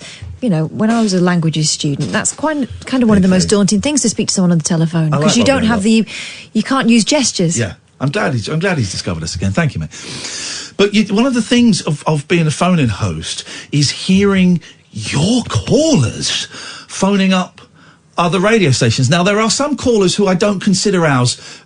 I consider them from other stations, and they found us. Yeah. But there are some of ours where you hear them on another show. I mean, there's a few I'm glad they've gone. You know, it's interesting to hear who they are to other people. Do you know what I mean? Yeah, I mean, we've talked about this before. Different. The person that faked a suicide attempt, and then threatened and harassed us, and it got really, really unpleasant. But they sent me an email saying that pretending it was coming from a friend, saying, "Oh, such and such, because of something on your show, attempted suicide. They're in hospital now." And it wasn't even something we'd said. It was someone's response on Twitter, apparently. So I'm carrying all that guilt around, and then I did a bit of digging and realised the person hadn't attempted to take their own life. Sorry, stop saying committing suicide. Hadn't attempted to take their own life. They were actually sending me the email. They'd set up 15, 20 fake Twitter accounts. And I hear this person, it's a woman, which I say that because I think it makes it more shocking. I hear this woman phoning up other radio shows, being very, it's so nice to be here, and I've had such a tough day, and my mental health, and oh my God, and I've got a little, babies are being born in the family, and I just think, my God, Miss Jones. Yeah. It's not their name, but... Well, and also it turned out a friend of mine from college became a late-night radio host. Yeah. Somewhere else in the country. Yeah. And guess what? She was ringing him. And he had different stories to tell. Yeah, and I just think... Flipping cheek, actually. The flipping cheek of that person. Obviously, they had issues. That's fine. But to fake a suicide... to fake that they have taken their own life or attempted to take their own life, that's a really shitty thing to do. And then to get angry when they were found out. Yeah. Like that. An apology wouldn't go amiss. An apology would be nice. But they won't. No, but every now and again I notice a new Twitter incarnation that I have to block. Yeah. And I hear them so many times and I just think, that's low. That's low. But then, what's behind that is very sad. Oh, they're obviously very damaged. I don't believe anything they've ever said to me. No. Don't believe anything they've ever said. And it's very sad. And we're being deliberately vague because I don't want, if that person might be listening, I don't want them to necessarily feel bad. But what you did really upset us. Really upset us. And it could have shifted. This was really early days here. And it could have shifted the whole tone of the show away from where we are now. Yeah. Where we talk openly about it's all based on trust, and the trust was broken, was smashed really, really early on by someone. And I have to switch the radio off when I hear them because I think yeah, because it felt like betrayal because we invested quite a lot of time trying to help that person out, didn't we? And then sometimes you'll hear other callers actually saying that I can't really. Sometimes they use different names on other radio stations. Yeah. Or you hear about a different family setup and you think, oh, really? It's a funny old world. It's not the way you told it to us. It's a funny old world. 0344 499 1000. This still listener is Talk Radio. Late night, Iain Lee on Talk Radio. 0344 499 1000. Let's go to Daniel. Good evening, Daniel. Hello, Ian. All right? I'm all right, Daniel. What you got for us? Well, it was just a bit of a weird one, but it's a bit of an update about me. I haven't listened to the show now in probably 2 years. Because I've a massive change of career. You better have a better reason than you've just changed career, my friend. Yeah. Well, I'll get into it. So me and my wife, we were struggling like crazy to get her pregnant. Yeah. Struggling like crazy to get her pregnant. Okay, in which case I'm glad you switched us off. Yes, son, get in there, boy. We were on our last cycle of IVF. Yeah. We didn't have much hope, and we went to see your show. We were, I think, your first rabbit hole show. Yes. Did we get you pregnant? Yeah. No. So we had the eggs back in 3 days when we went to see that show. And it was just an update sort of thing. I've got 2 little twin girls. Yes! You don't want any money from us, do you? You're not trying to blame us for this. Why is it? No. You get twins quite often with IVF, don't you? They implant more than one, don't they? Yeah, we had 2 eggs put back in because it was our last shot. Okay, all right. And last roll of the dice. Yeah, and there's that one picture. Well, there's a picture of me, my wife, you, and Kath. And I remember you saying, "Oh, we look like, I don't know what filter you used on it because we look like celebrities." Oh yeah, I remember that. Yeah, my wife's. Was this the show? Pregnant. Was this the show in Luton? It was the show where it was a very early one, and you changed it quite quickly because all we did during that show was you Skyped men. Oh yeah. Oh yeah. So actually, there were 6 people in that picture, and we didn't realise. And they were, yeah. That's incredible. And everyone's well and healthy? Yeah, they're brilliant. They're 2.5 now. So. Oh, nice one. Well, do you know what? I forgive you for turning your back on the people that made it all possible. That's hey, that's brilliant news, Daniel. Nice one, mate. Yeah, I mean, I don't never get to listen to you guys now because my shift pattern's all over the place, and I thought on the drive home today, I thought, I'll get a chance. Oh, that's wicked. Well, I'm really thrilled that you let us know. That's brilliant. Thank you, Daniel. No, thank you. Lots of love to the baby. Well, not baby, little kids now. It's great, isn't it? It's great, isn't it? The girls. Couldn't do it again. Couldn't do it again. No, I was thinking about it the other day, and if I was to have another baby now, that's me with a kid in the house till I'm old. That's the end. Oh, you're old now, isn't it? Let's go to Harry. Good evening, Harry. Good evening, guys. What you got? You know, Paul McCartney? No, I don't know the name. Of course I know Paul McCartney. Well, there is a group of people that genuinely believe he is not Paul McCartney. They think he's fake Paul. Yes. Yeah. Why are you telling me... This revelation is like 50 years old. Yeah. I know, but what I find fascinating is... none of the clues bear any scrutiny. Exactly. But people do actually genuinely believe. Let me ask you a question that I've got. Just from the way you paused before you said something, right? And you'll be honest with me, won't you? Yep. Have you smoked a bit of weed today? Yep. Here we go. There was a pause before a thing, and I thought... Stoner, yes, man, stoner, yes, buddy. Please talk us through this theory that you're telling me as though I've never heard it before. Well, no, I know you would have heard of it, but yes, man. I know that I'm playing into this, but yes, man. Stoned. I'm so stoned right now. Tell us your theories. Come on, guys. Come on, man. We're not doing anything. Come on. Just, right. Seriously, okay. just... Ian, you know, like, you release, like, records. Come on, man. Come on. What are the legalities? Weed. I don't care. Yeah, I bet the Queen has smoked it. That's a boring... you know, people are going to do what they want to do. That is... Oh, yep, okay. I'm feeling that. That's all. Let's go with this. Have you heard of the artist I Am a Phony as one word? It's we're all phonies, man. You know that. Come on. We're all phonies. No. I think here's the thing.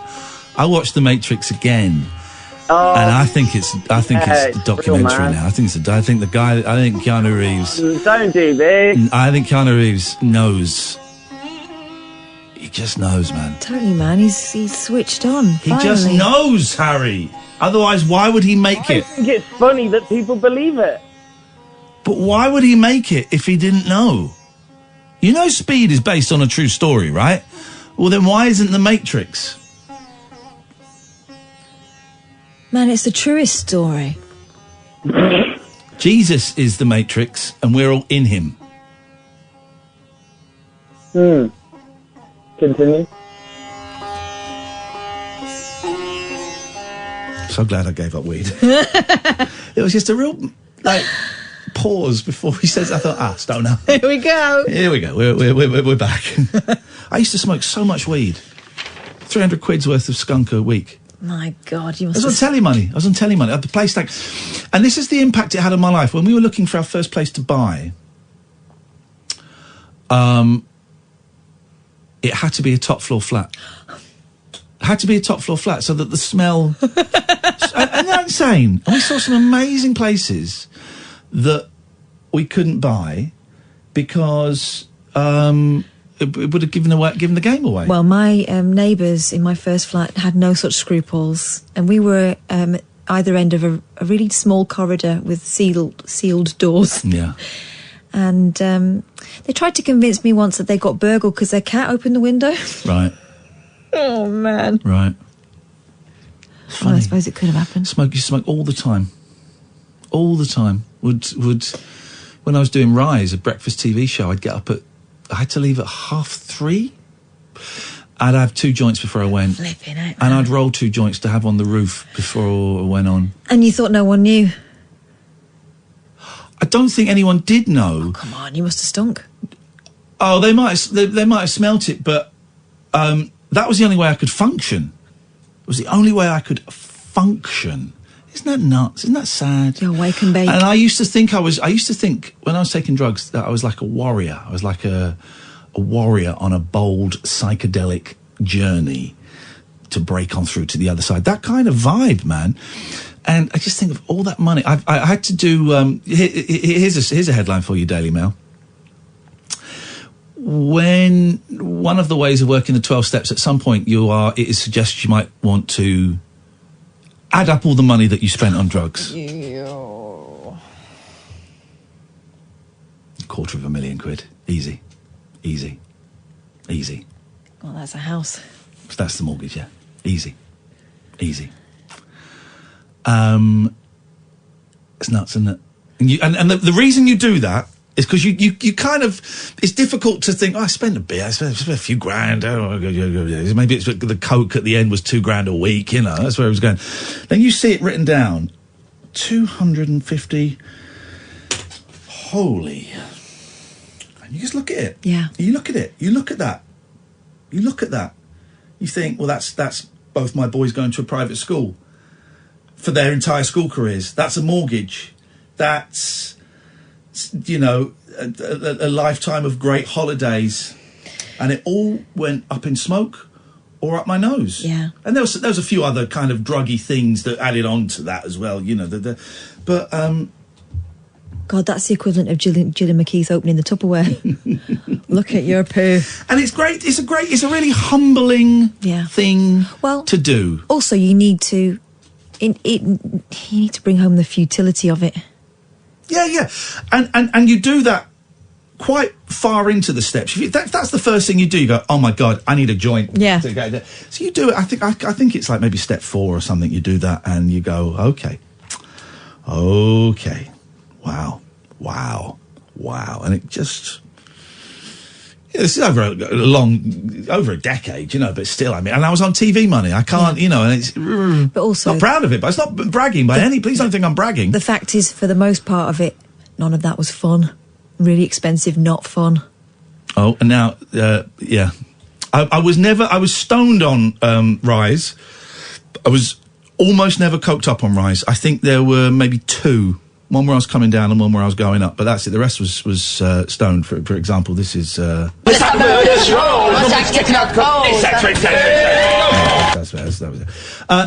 go to Nigel. Oh, good evening. Good evening, Ian. Hey, Nigel. Okay, hi there. What you got for us?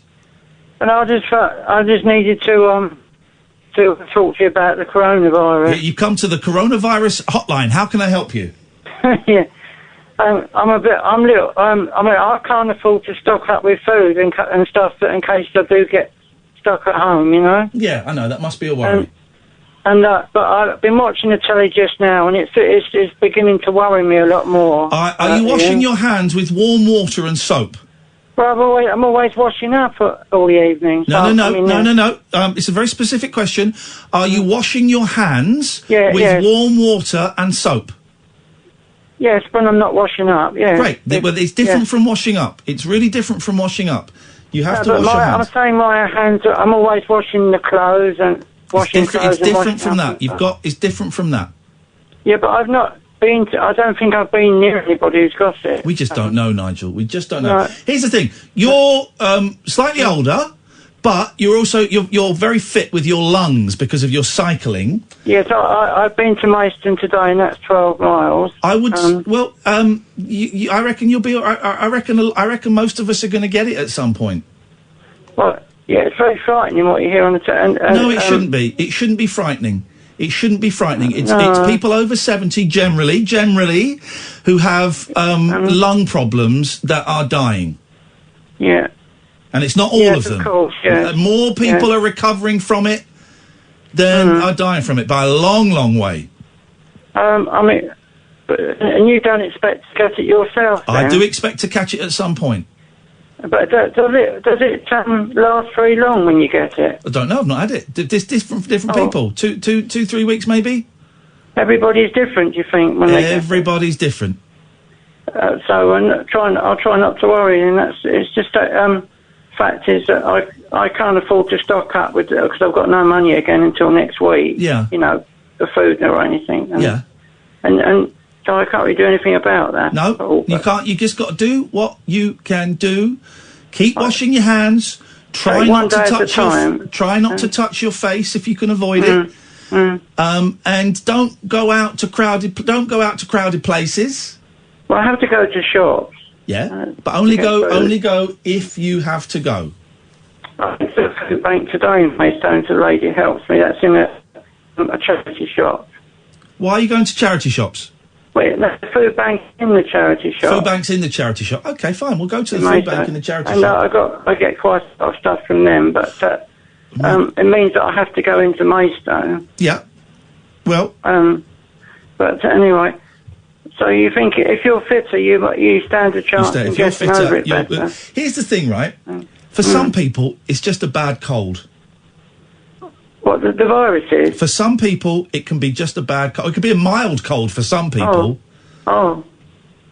So don't, Nigel, don't worry. Okay. All right.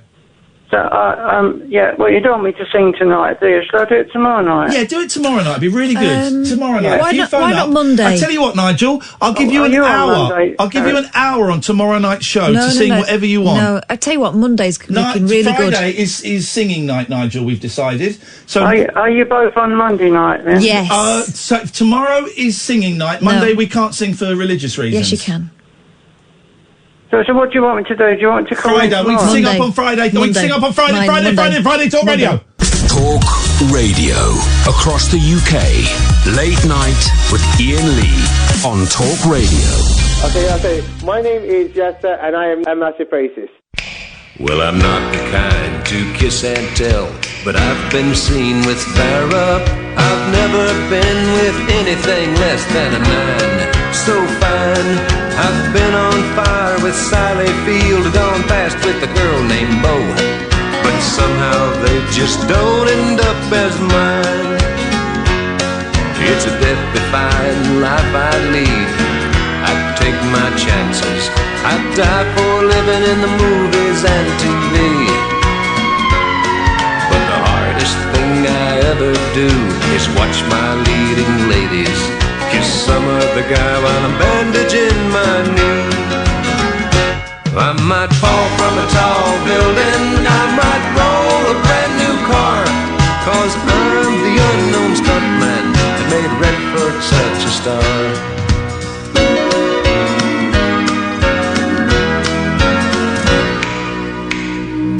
I've never spent much time. Can I just stop this for a second? It's been a weird old night tonight, hasn't it? Very strange. Very peculiar calls.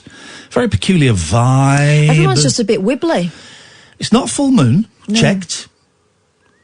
Is it? I mean, it's a strange time. It's a strange time. I was genuinely driving home getting a little bit... Panicked is way too strong a word. Discombobulated, but you sound like a... anyone who uses that word sounds like a tosser. Concerned. Uncomfortable. Okay. Uncomfortable. It's What do you want? Your juice, please. Sorry? Yeah, your plug. Oh, for the computer. Oh, for the computer. Sorry, I thought you meant my... No, God. What? I thought... Here you go. You got it. There you go, girl. It's a strange old time to be alive, and maybe, and I'm fine with this, if people want to use us as an outlet to try and get through this weirdness. Yeah, but just don't be a knob about it. Never. I mean... That was shock. If you're shocked... Leslie? That was shock. Okay, well, I if miss you're Leslie. shocked, What's going on with Leslie? the problem is, with this coronavirus... Too many people. That's what's doing it. That's what's doing it. Hello? Hello? Hello? Hello? Hello? Hello? Gareth? Hello? Hello? Hello? Hello? Hello? I've been watching... Hello? Hello? Hello? Hello? Hello? Hello? Hello? Hello? I've been watching television today. Prove it. Okay, then. I was watching YouTube. You called me out there. His first thing's Straight a lie! away, you buckle. His first thing is a lie! And he expects us to listen and believe the rest of this? Oh, I'm good. Better. I'm It's good. better. I'm better. I'm better than I thought I was. I'm the best. The human lie detector. Oh, come on now. Well, YouTube and television are the same things. No, they're not. Laptop. Did you watch it on a TV or on a computer? It was on a computer. Right, Whoa. so you weren't watching the TV. Next point. Now, if you'd have been watching YouTube on a TV, which you can with smart TVs or with games consoles, then I'd be on a sticky wicket. But my wicket is as dry as my bone. Congratulations on that. Thank you. I was watching World's Strongest Man from the beginning to the end, from 1979 to recently. Dear God. Why? And I get called sad for watching 2 episodes over Christmas when I remember it's on. Well, it's the best thing. It's not you about World's Strongest Man, but in 1979, there's a Britain's Strongest Man on YouTube, and if you can smell the sounds of PE, it's that. Is Jeff Capes in it? Of course he is. There you go, that's it, that's all you need. Jeff Capes will never be beaten. Jeff Capes him got and Pat banned from Roach. entering the World's Strongest Man because he just kept winning. If he were to enter it now, he'd win it. No, They that was can't Bill let him do it. Kazmaier. Bill Kazmaier was banned because he kept on winning. Sorry? Bill Kazmaier was banned because he kept on winning. No, Jeff Capes is not allowed Bill to Kazmaier. enter. Jeff Capes is not allowed to enter the World's Strongest Man now because he would still win it. Well, he can't because he's the world champion at something else. Budgie breeding. Budgie, But yeah. You can't. Everyone keeps trying to think they know stuff I don't know. I know everything. I know come on, Ian. everything. You can't know everything. I do know it. Oh! I know he's got a child called Lewis. You didn't know that, He's got did you? something of this? Jeff Capes' son's called Lewis. I thought you were a I didn't Capes know fan. that. I didn't know that, and I look like him. What are you finna? But I want to talk about the smells of PE. The smells of PE. This 1970s. Run for your life. Hello? Hello. Yes? They're in Woking. Dear. What a radio programme this is. Go on, Gareth. Smells of PE. Well, the sounds of PE, it's the squeaking of Well, the you just said shoes. the smell. You said the smells of PE. Listen, Which sense are we focusing Does he mean on? the smell of pee? Burning rubber, you can smell burning rubber anywhere. Which sense are we focusing on this evening, Gareth, in your series, The Senses of PE? Which one is it tonight? The sounds, smells, verbals, dodgy haircuts. I tell you what, Gareth. My goodness. Gareth, do me a favour. Say hello to Pat and Clive. Hello, Patrick and Clive. Hello, how are you doing? Hello, Who my am I- brother. How are you doing? Who am I speaking to? You're speaking to Terry Wogan. Terry? Well, my name's Gareth. Oh, hiya, Gareth. You all right, mate? Not too shabby, brother. What you been up to? Well, I'm just a bit concerned about Pat at the moment. He's in his room and he's locked himself in. I'll take over here, Gareth. Thank you. It sounds serious. What's wrong? What's going on? Well, he's very worried about the coronavirus. He hasn't got it. Right. But I bought him 260 rolls of toilet roll from a Chinese website. I won't go into the details. No. And he's gone in his room this afternoon and said, "I'm not coming out until this." Have you taken those tablets to make your bollocks bigger? Because your voice has got very, very deep, hasn't it? Has it? Yeah. Are you? What tablets are they? Are you speaking the tablets to make your balls bigger? Oh. Are you slowing? Is this a recording and you're slowing down? I'm Clive, you know. I'm not Pat. Yes, I know, but even Clive was still a bit up in the air. Yeah, because I tell you why. I'm often very annoyed. You're often very annoyed? Tonight, yeah, but tonight I'm a bit concerned. Have you been smoking weed as well? No. Good. Can you do me a favour, Ian? Yes. If I come in to his room, can you ask him where the toilet rolls are and tell him that he's not got Yeah, I can't tell him he's not got that virus because I'm not medically trained. He might have it. Hello, Pat. I've got a doctor on the phone. I'm listening to Enya. What have you done? What? What's all that? What a roll, Clive. Well, what have you done with it? I'm making a papier-mâché of Kembalo. Why? Because I'm lonely. Hello, is that Pat? Can I speak to Pat, please? Who's that? It's Dr. Jones. Hi, Dr. Jones. I'm self-isolating. Yes, there's no need to. No, you have to. No, there is. You have to continue self-isolating, but you have to give all of your loo roll, toilet paper to Clive. I can't because I've made a papier-mâché doll of Kembalo. Well, you'll have to break it down. Because I can't go on Grindr at the moment, Dr. Jones. Why can't you go on Grindr? Well, because I haven't got any credit. Oh, okay. Okay. Okay. What's going on? I don't understand. I've just been... You have got the coronavirus and you will explode in 10 minutes. Where will I explode? In your bedroom. Oh, I often do. No, I mean, this is it. Your head will explode with corona. Oh, it's scaring me. Who's this? This is Dr. Jones after the song. Thanks, Doctor. Is that calmed him down? I just told him he's going to die in 10 minutes. Well, he's holding quite tightly parts of Kembalo that I didn't realise Kembalo had. Yeah, well, Kembalo's a man. To make his dinnerling. He's used my supper, a pepperami. Okay. Just make love. Make love, not war. Correct. Thanks for your call, guys. Bye. 0344 499 1000 is the Very sexy man, Ken Barlow. Very sexy man. Line 1, you're on the wireless. Hello. And you're not on the wireless anymore. Oh, you hear the run-up, don't you? Hello. Hello, I'm the grown-up person. Serious message. I'm an adult. And I am selling... None of our callers sound like that. Puppy foals. Puppy foals. I miss that guy. Farmer John. Oh. Farmer John. Oh, let's do I tell you what, early break. Periscope Love Bomb. I'm feeling it. We're going to get a good one tonight. Talk Radio. Late night, Iain Lee on Talk Radio.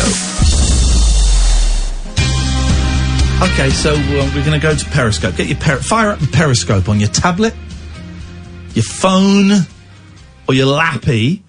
Type in, let's just get this, www.periscope.tv/, and then I'm going to give you a name in a bit. Let's have a little look. Let's see if we can find someone in the UK. Algeria. No, Algeria. Algeria. Oh, Algeria. Yeah, you know it? No. Okay, it's a woman getting chatted up by an Algerian. All right, fine. That's not quite what I'm after. Because I'm not showing I'm perfect. Okay, that's a bit... The British ones are really dull. What's that? Oh, this could be... This could be something. What's this shuffling about? It's a guy in a kitchen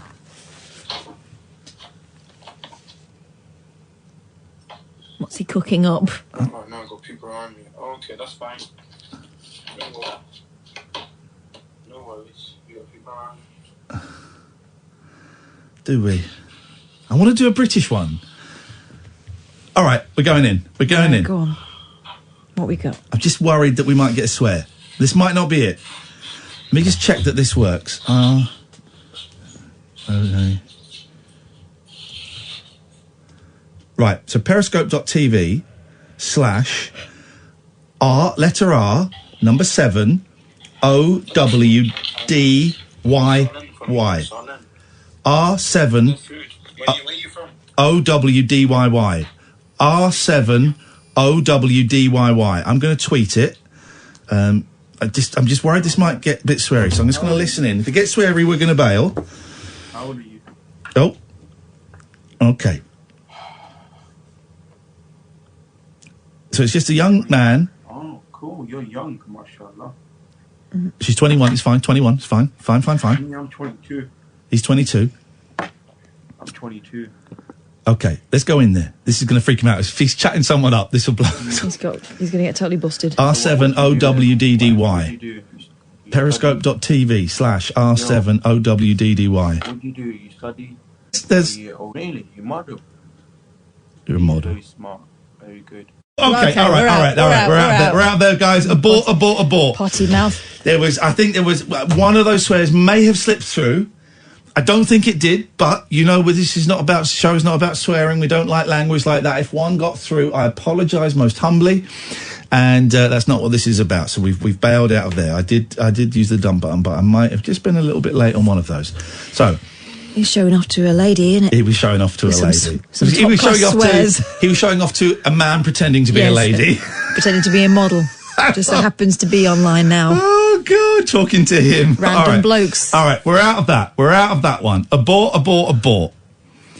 So let's delete that tweet. Okay, we'll try again. We're going to have to go to America, aren't we? Oh, my God. What? Oh, crikey. Okay. Well, she's going to have to det all that work surface.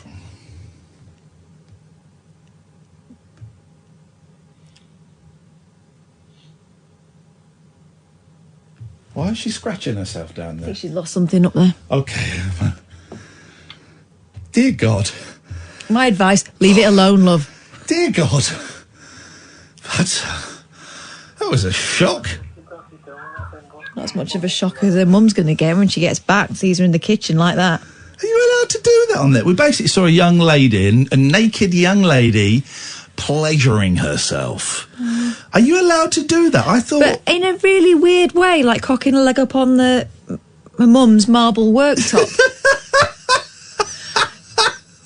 No sandwiches for me, thank you. And I'm going to be honest, Catherine...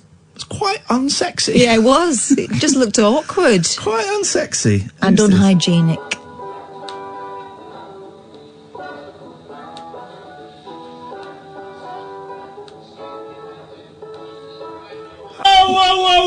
Whoa. That one was called Freestyle Rapping and Making Beats. Third word, the N. Okay, all right. Why has it always got to be the N word? Now, remember, when we go into these people... Hi, how are you, Martina? We're going to be nice. Hello, Martina. Hello. Now, I just want to check that this isn't a child, because this could be a child. So I'm just asking, how old are you? That's a woman. How old are you? I am 23 years old. Well, then you are about... How old are you, Lee? How old are you, Lee? Oh, I love you, my darling. We're going in. So, it is post on Twitter and tweet in the address. So, periscope.tv / let me get my headies on. I like this Lee, one. Thank you for sharing on Twitter. I appreciate that. My name is Ian. It's not Lee, but I get it. How do I find out She's going to call you Lane. That's my prediction. Oh, the guy from Reply All calls me Lane. He's like, what did I do? How do I get the thing? Here we go. Right. It is. This is a long one. Periscope.tv/MZTOYA. So Ms. Toya 4 RM for mother 941. My God, that's a long one. Periscope.tv/MZTOYA 4 RM941. Let's go in. Let's bombard her with love, dear listener, with love. She had 3 viewers. She's up to 16. Here we go. You got it? Is it working? No, something went wrong with that link. Oh, hang on. Periscope.tv / That's on your Twitter link. All right. MZTOYA 4 RM941. Up in the clock. Okay, that works. That works in there. So I'm going to share the broadcast on Twitter again. Please, yeah. Brown beef, guys. We got it. Here we go. So I've just tweeted it again. Lee is a bell cheese. Who's telling her I'm a bell Where are you cheese? from? Are you from here in America? There we go. It's working now. Everyone be nice, please. Hey, everybody. Love bomb. Hello. Oh, my God. There we go. It hits. She's got 100. Is that 90? Is that 100? There we go. That's what it's all about. Yo, how many people is this? I love it. Oh, my God.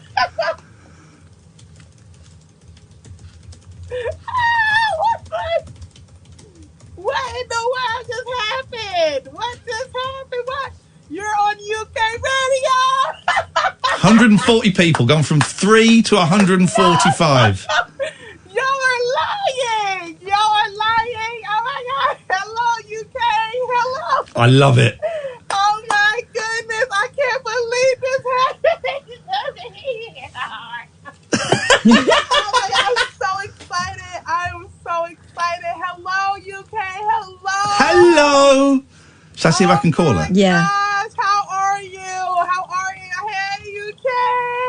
177. Oh, my God. I'm like, this was crazy.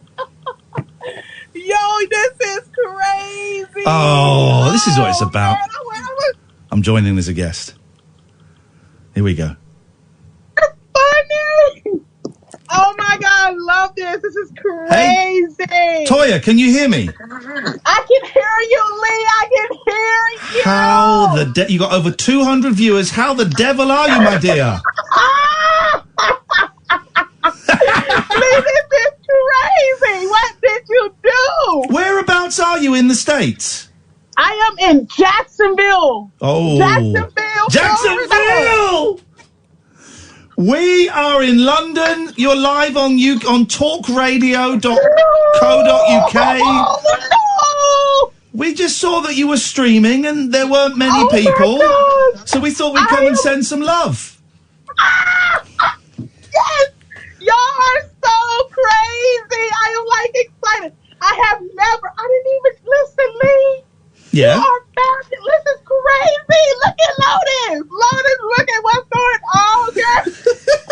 We are live on UK Stream, girl. We are live. Oh, my God. Y'all are amazing. Lee. What are you cooking?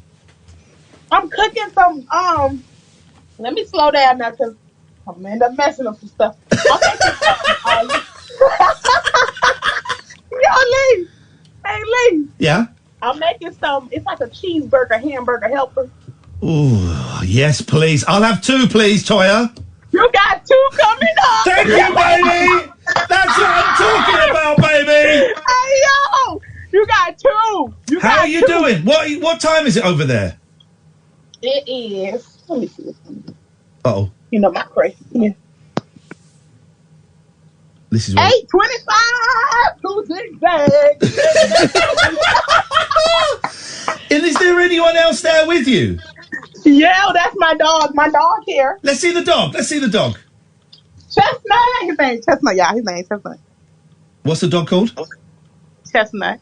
Oh, yes, man. Look at that. Oh, you're adorable. Ain't it cute? Hey, yes, and he knows it. Oh, I'm more of a cat guy. I've got 4 cats, but that is a beautiful dog. What? You got 4 cats? Oh, yeah, that's kind of, Sorry? I can't believe this. Oh, my God, I went from 0 viewers to 2 to 4 to 97. Oh, I never seen brothers.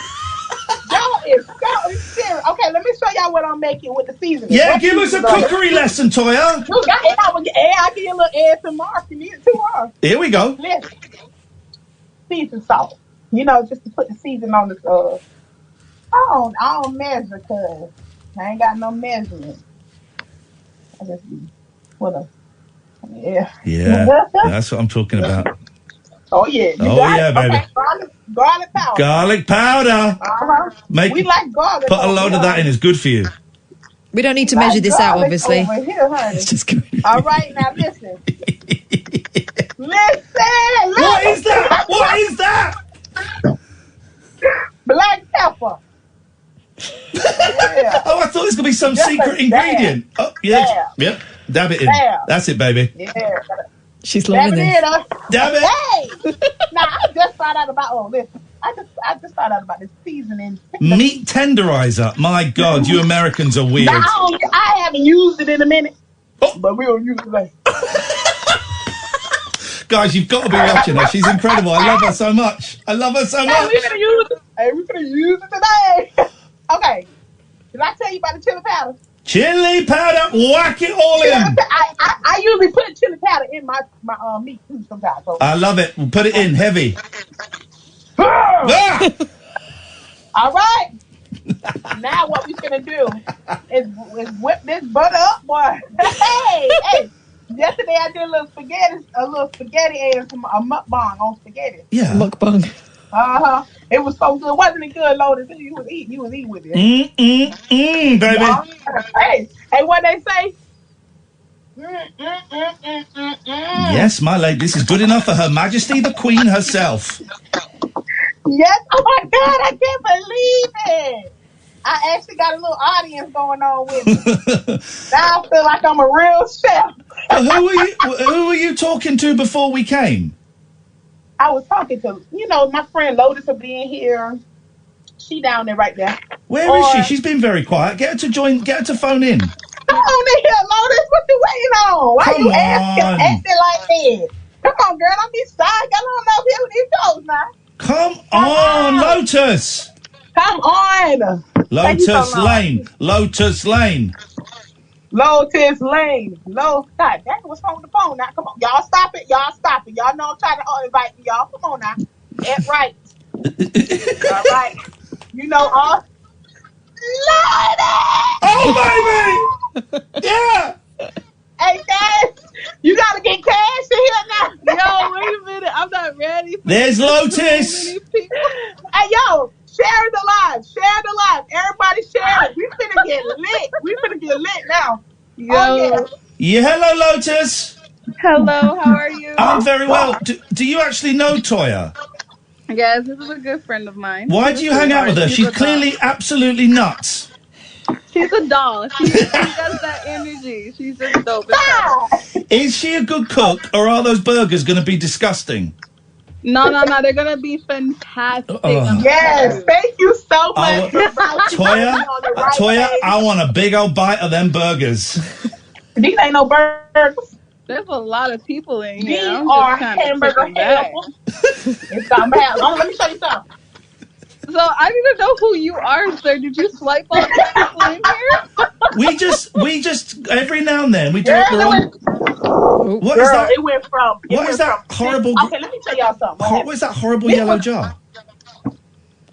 Huh? What is that yellow jar? Oh. She just done herself. Hello.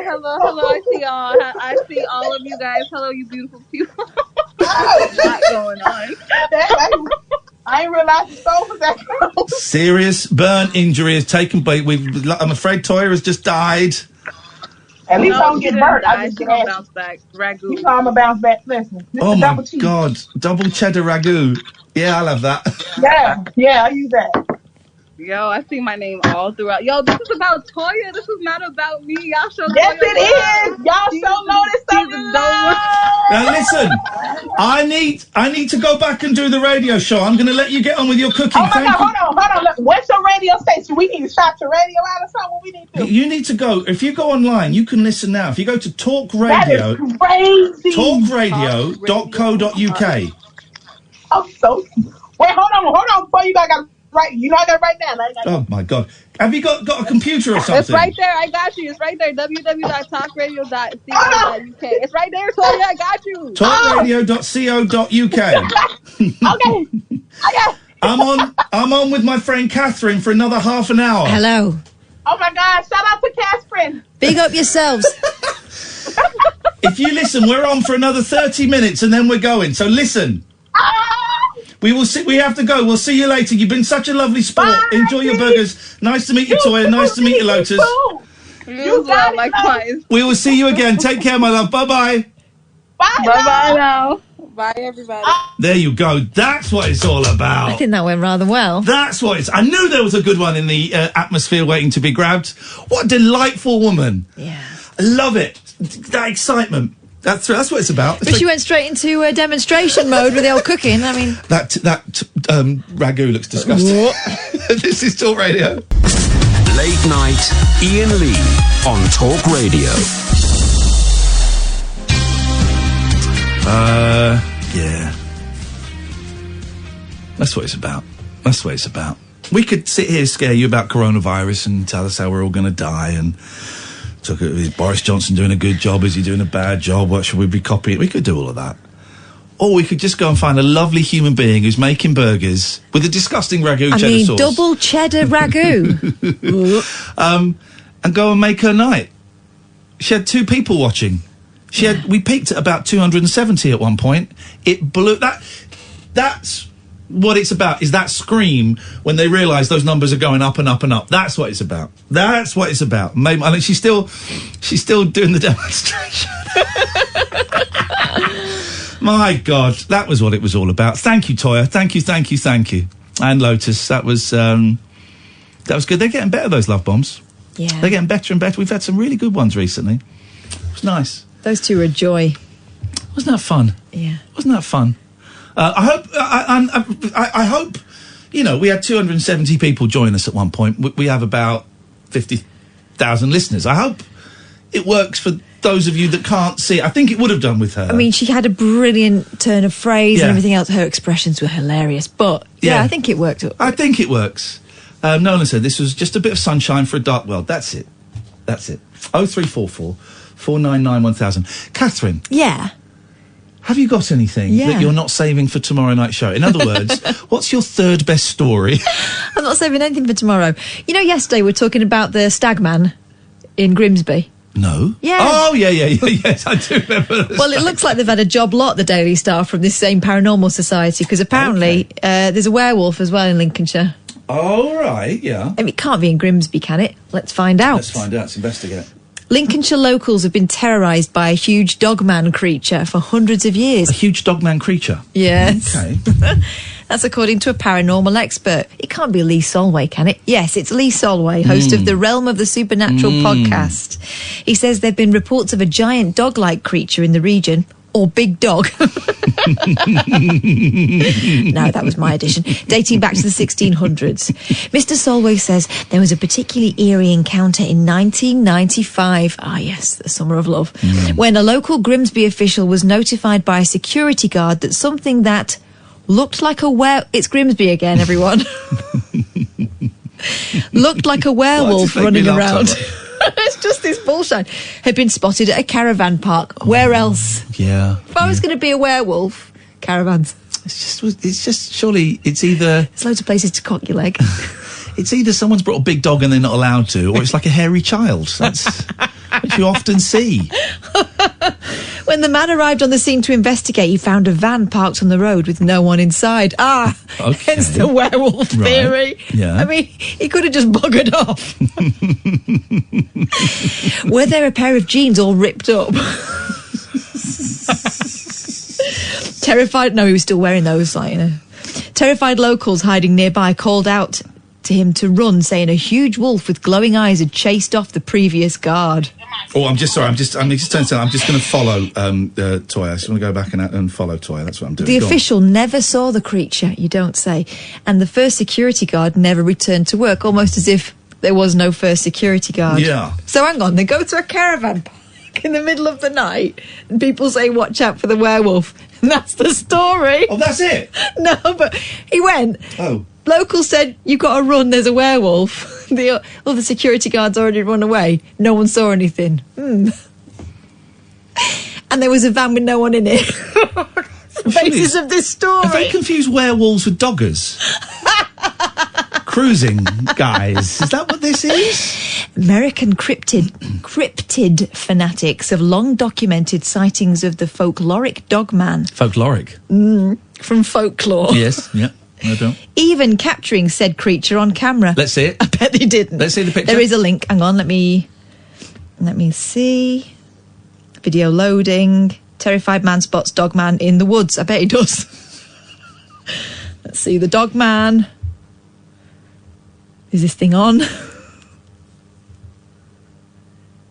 For those who are listening in black and white, we're looking at some bushes. It's a still normal to be filming just some bushes. Here we go. That's Google Earth, isn't it? Oh, there we go. Click for sound. No, there might be swears. All we can see is bush. And looking for a dog man. Are we going to see a dog in a minute? I've got a feeling this video is not going to be as convincing hang on, as we've been led to believe. What's this dark shape? Oh, shit, that's a dog man, yeah. Okay, no, they have got video of it. Yeah, I'll take that. Oh, hang on. I believe, Catherine, this is the very definition of the word clickbait.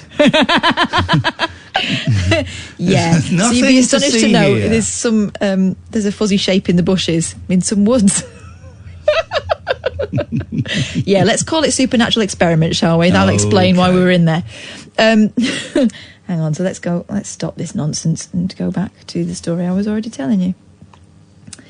The legend is described as 7 feet tall, blue or amber-eyed canine-like animal with the torso of a man and a fearsome howl. What, dog head? Dog bum? Man body? I think I went out with him. The first reported sighting of the dogman in North America came in 1887, and there have been multiple accounts since then. Paranormal believers had a field day in 2018 when a mysterious creature was shot dead in a forest in Montana, puzzling scientists who couldn't work out what the species was. Looks like a bad That's a dog suit. They've sewn bits together there. Photos of the animal's body show it had long dark grey fur, an elongated snout and a big head. Its torso was too short for it to be a wolf, which is common in North America. It didn't have the man's torso, though, so I don't know why we're mentioning this. Wolves haven't roamed the UK for about 500 years, so sightings of large... It didn't have a man's torso? So not it's that a dog? one. That was just a big furry It's a dog? Yeah. Flippin' heck. I know. So this story's not living up to its initial promise. They never do. And yet the Daily Star, I don't know how many fivers they've given this fella to unload their podcast bullshine, but hang on, here we go, here's the story. There was a spate of them in the summer of 2006, according to Nick Redfern, a lecturer and journalist who covers unsolved mysteries such as Bigfoot, the Loch Ness Monster and UFOs. Google him and see which university he's at. Nick Redfern? Yeah. Is he a doctor? He's a lecturer and journalist. Nick Redfern, right. UFO. And he says there was a spate of them in the summer of 2006, he wrote for Mysterious Universe. Okay. It was in Oh, no, hang on. It was in late June of that year when all hell broke loose.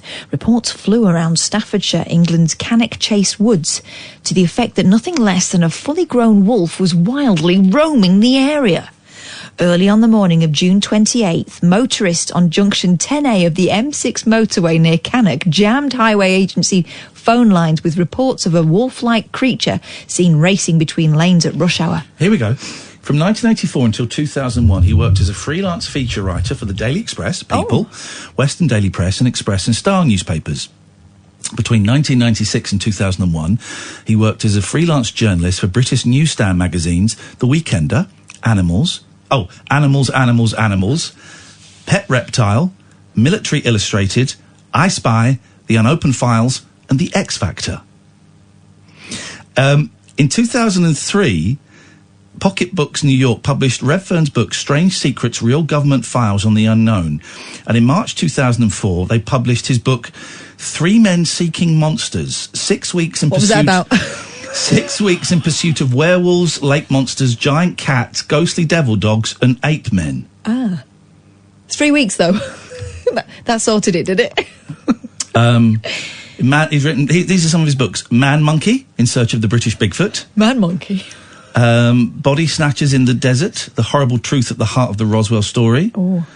The Zombie Book, The Real Men in Black, and Dear God, How Much More Can I Milk This Bullshit? Realm of the Supernatural. I think this is the final bit. Oh no, there's more.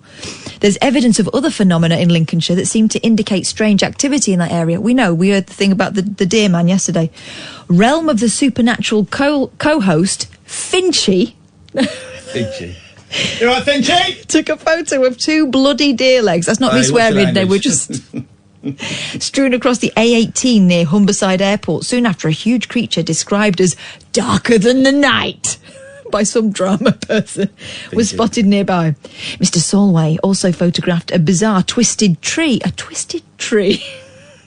in Willingham Woods, Market Raisin, that had been violently broken as though a large creature had swept past it, or weather had happened on it. He doesn't buy many people's assumptions that those who've cited the dog man were just on drugs. There'd be some very good drugs to let you see that, he says. Actually, so, obviously, science. Okay, well, there we go. I think we've I think I need to subscribe to this podcast. Has he got a podcast? Yes. What's it called? This is where they're milking these stories from. Oh, okay. What's the podcast? Realm of the Supernatural. All right, let's get on Castbox. Let's have a little look for this. I'm up for some new listens. Realm of the Supernatural. And it's got Finchy in, right? Finchy's the co-host. Realm of the Supernatural Cryptozoology. Yeah, that means weird animals. Episode 172 is Black Magic and Headless Hattie. I'm in. Today, Finchy talks about what he's been finding out about the Congo region's black magic beliefs. This is Finchy finds out. Then hear the tale of Headless Hattie, plus a great listener's story. Wow. I'm totally in. This has been going since 2016. The Realm of the Supernatural. I'm in. I'm totes subscribing to this. I'm totally subscribing to this. I'm in. I want to hear about Finchy and Headless Hattie. I'm in. Subscribed. Thank you. Finchy. Oh, this is great news. This is Talk Radio. Late night, Iain Lee on Talk Radio. It's funny, isn't it? I've had a bit of a sniffle for a few days, and I've got dry throat today. Now, I have a bit of a headache for the last couple of days, but I am a little bit of a hypochondriac, and I'm really trying not to do that. Maybe I've got it. Because I think most of us are going to get it at some point. Danny Baker tweeted earlier on, "Have we all got it?" And I suspect that some of us have had it and not even noticed. Yeah. Then you went, "Oh, it's the aircon. It's probably making your throat dry." Probably is. It's weird. It's a really weird thing. Because for most of us it'll be nothing. It'll be very, very little. No, but as soon as I heard about the dry cough, I started feeling like I wanted to... I think one's head takes you there a bit, doesn't it? But then to the point of, what if this is a dry throat? So now I'm really... Because the 3 symptoms are the dry cough, the fever, and the tightness of the chest, difficulty breathing. So I'm thinking, well... My chest I suppose it could be discreet. If I were to be asked, is your chest loose? I think it's a little tighter. It's like when you're having your eyes tested. Yeah. I never know the right answer. I don't know the right answer. Sometimes it's so close, you just pick one. But this will affect the future of your eye, of reading. Yeah. And so a number of times I've been there going, give us the first one again. Give us the second one. Right, do the first one, then the second one really quickly. But normally they do say, is this better? Worse? Or about the same? I don't know. It's a lot of pressure. I have never felt so pressured as when I've been having an eye test at the opticians. They get very close in the dark, don't they? Yeah. What's that thing where it blows air into your the pressure eye? thing. Yeah. And you're supposed to not flinch. Impossible. Call straight to air for the last 10 minutes. 03 44 499 1000. 03 44 499 1000. Thank you for doing Fridays. It's all right. Thanks, Anne. I appreciate it. I mean, it's different being on my own. It's different being on my own this week. I enjoyed it. Yeah, and I think it's worth doing now and again. Yeah, just to remind you what it was like back in the day. Yeah. Oh, it's good. It's good to see you. I was quite nervous because I've not done a solo one for ages. I used to do it all the time. Not done one ages, probably a few months. And I was a bit nervous. And it's just that safety net is removed. Yeah, and you have to. Yeah, there's no brain breaks while the other one person talks. How many of these do you think I have to do on a Friday before people stop telling me how well I'm doing? Because they don't realise I do it. I used to do it all the time. That's always going to happen, I'm afraid. It's nice. I mean, they mean it nicely, but some of them are like, I was really surprised you're doing so well. Thank you to Miranda Sawyer, who wrote about us winning an award. And it's the first time I've seen it written down, you as the co-presenter. Yeah. First time I've seen it, because no one does. No, but people either call you the producer or don't mention you. Yeah. And you are the producer. She called you the co-presenter and producer, and I thought, yeah. Well, she knows that stuff's important. Yeah, she gets it. Everyone will get it at some point. Everyone will get it. Everyone should get it now, but everyone will get it at some point. But thank you for, me talking to you about it and you saying, yeah, do it, fine. Listen, whatever it takes. It feels better already. Yeah. It feels better. It feels like the run of shows this week have been better. Just that extra day off. Yeah. We'll do it for 6 weeks. And then we'll have a little chat. We don't know what's happening in June. My contract ended on the 20th of March.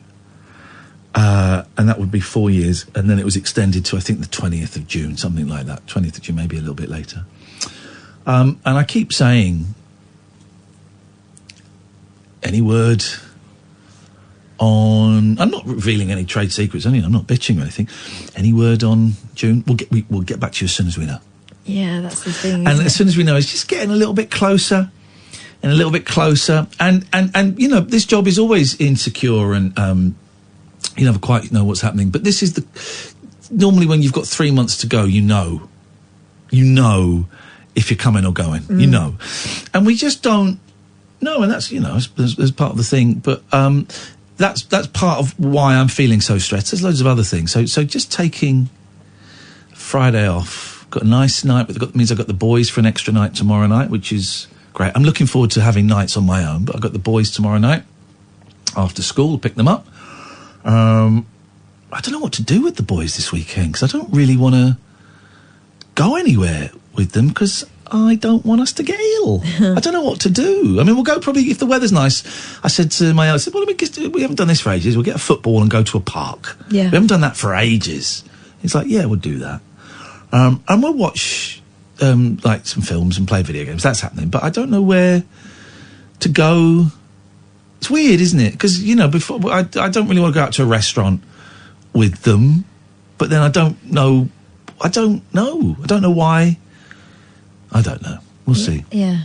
You could do, you could make some slime and that. Make slime, that's 20 minutes. Yeah, I know. It's 20 minutes. Yeah, but usually if I've done one of those things over a weekend, I think I've done some mumming. Yeah. We made something. Do I get a prize? Yeah. I mean, it will be a joy to see them. I think they're both really tired. They've had a busy old week, and they're a little bit scared.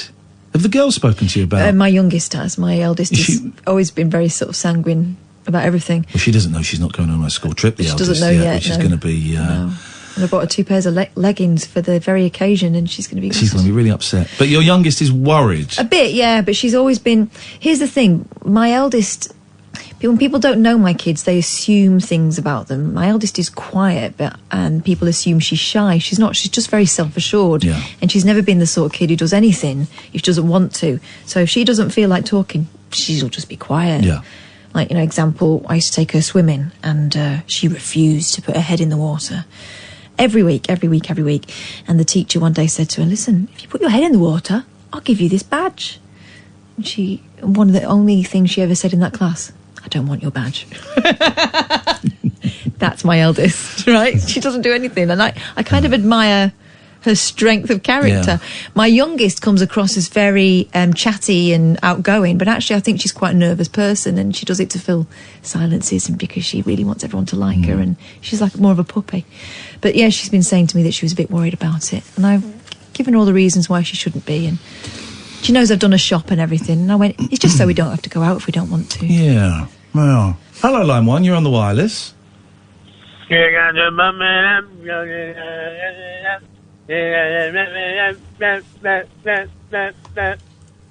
Oh, is that all we're getting? Oh no, I thought we were going to get the whole. The whole thing. This is a great song. Don't you know, pump it up. You got to pump it up. Don't you know, pump it up. You got to pump it up. Don't you know, pump it up. You got to pump it up. Don't you know, pump it up. This song is 2 minutes 31. There is a 6 minute 9 second remix. Is there any reason why we're pumping? Has anyone asked? This is it.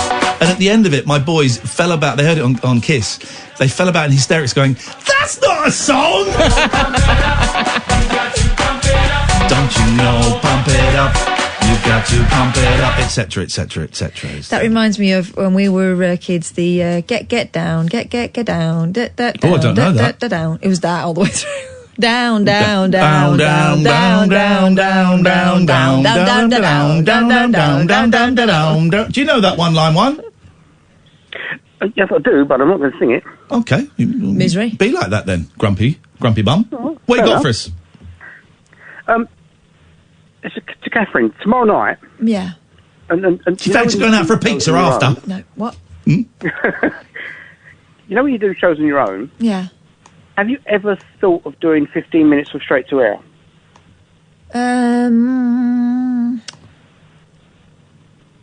What for? No, but you know what Ian does it, you do it together and that. Have you ever, Yeah, but we don't do it all the time, and I've only done the odd show, No, so I haven't done straight to air so far, but I'm not... Have you ever thought, when you're doing the show on your own, you thought, do you know what I'm going to do? 15 minutes, just 15 minutes straight to air. No, I haven't thought of it, otherwise I would have done it, but I'm not against the idea. I just wondered what sort of people you'd get calling in. Yeah, let's have a think. Why are you treating this caller with contempt? Maybe Susan. Susan wouldn't ring. Huh? She rings in anyway when I'm not here. Well, she won't ring me tomorrow because she was really rude. She will ring you because she'll have I hope she'd have forgotten that. I will never forget. What people don't realise is I'm the grudge carrier. Everyone thinks I'm the miserable one. I remember everyone. It's Boyley. Boyley. Well, she's a sensible one. She's the rock. She's the thing that everybody focuses on. The best is what you're going for. The best. The thing that everyone focuses on. Flipping it. Yes, Line 2, you're on the wireless. Dolly Parton. Dolly Parton. That was poor. Very poor. More like Jimmy Savile. Yeah, I think that was the joke. Oh, that was it. Joke. The joke. Got ya. I haven't thought to do straight to air. I might. It's up to you. Do whatever you want to do. How often do we do straight to air on here? Too often. Too often. The thing is, it's not... Crap we get for it. Everyone gets through anyway, so, yeah. All right, I'll think about it. Don't you know, pump it up. You got to pump it up. I don't know why I've got to. Because Endo says you have to. Endo. I don't believe that's his real name. Well, the show is kind of sputtering to a stop on the hard shoulder, really. Let's try Line 1. One, you're on the wireless. Cheers. Yeah. See, that's why I don't do straight to air. Very rarely do you get gold these days. Very rarely you're going to get gold. Well, I think that we are done. I enjoyed tonight's show. Some fun bits and pieces. Some absolutely bonkers things happened. Here we go. Here he comes. It's Kellner tonight. Martin Kellner. The man. The myth. How you doing? You all right? I'm fine. Yourself? Yeah, okay, fine, yeah. Good. I think. Do you want to know what's in the show? Not really. No, I don't think you did. I won't be listening. Nothing much. All right, go on, you've twisted my arm. Well, as the coronavirus crisis intensifies, we'll be asking, what's your favourite biscuit? Which is always a good one, isn't it? Custard cream, mate. Custard cream dipped into a cup of tea, and I don't really drink tea anymore. Yeah, custard cream's good. It's got a sturdy... it's good for dipping. Are the markings on custard creams, they're just like standard? They're on all of them? Well, I think it used to be the name. Huntley and Palmer's were the company that made them, based in Reading, actually. So the Reading football team used to be called the Biscuit Man. There'll be more facts like that coming up with Martin after the news. Talk Radio.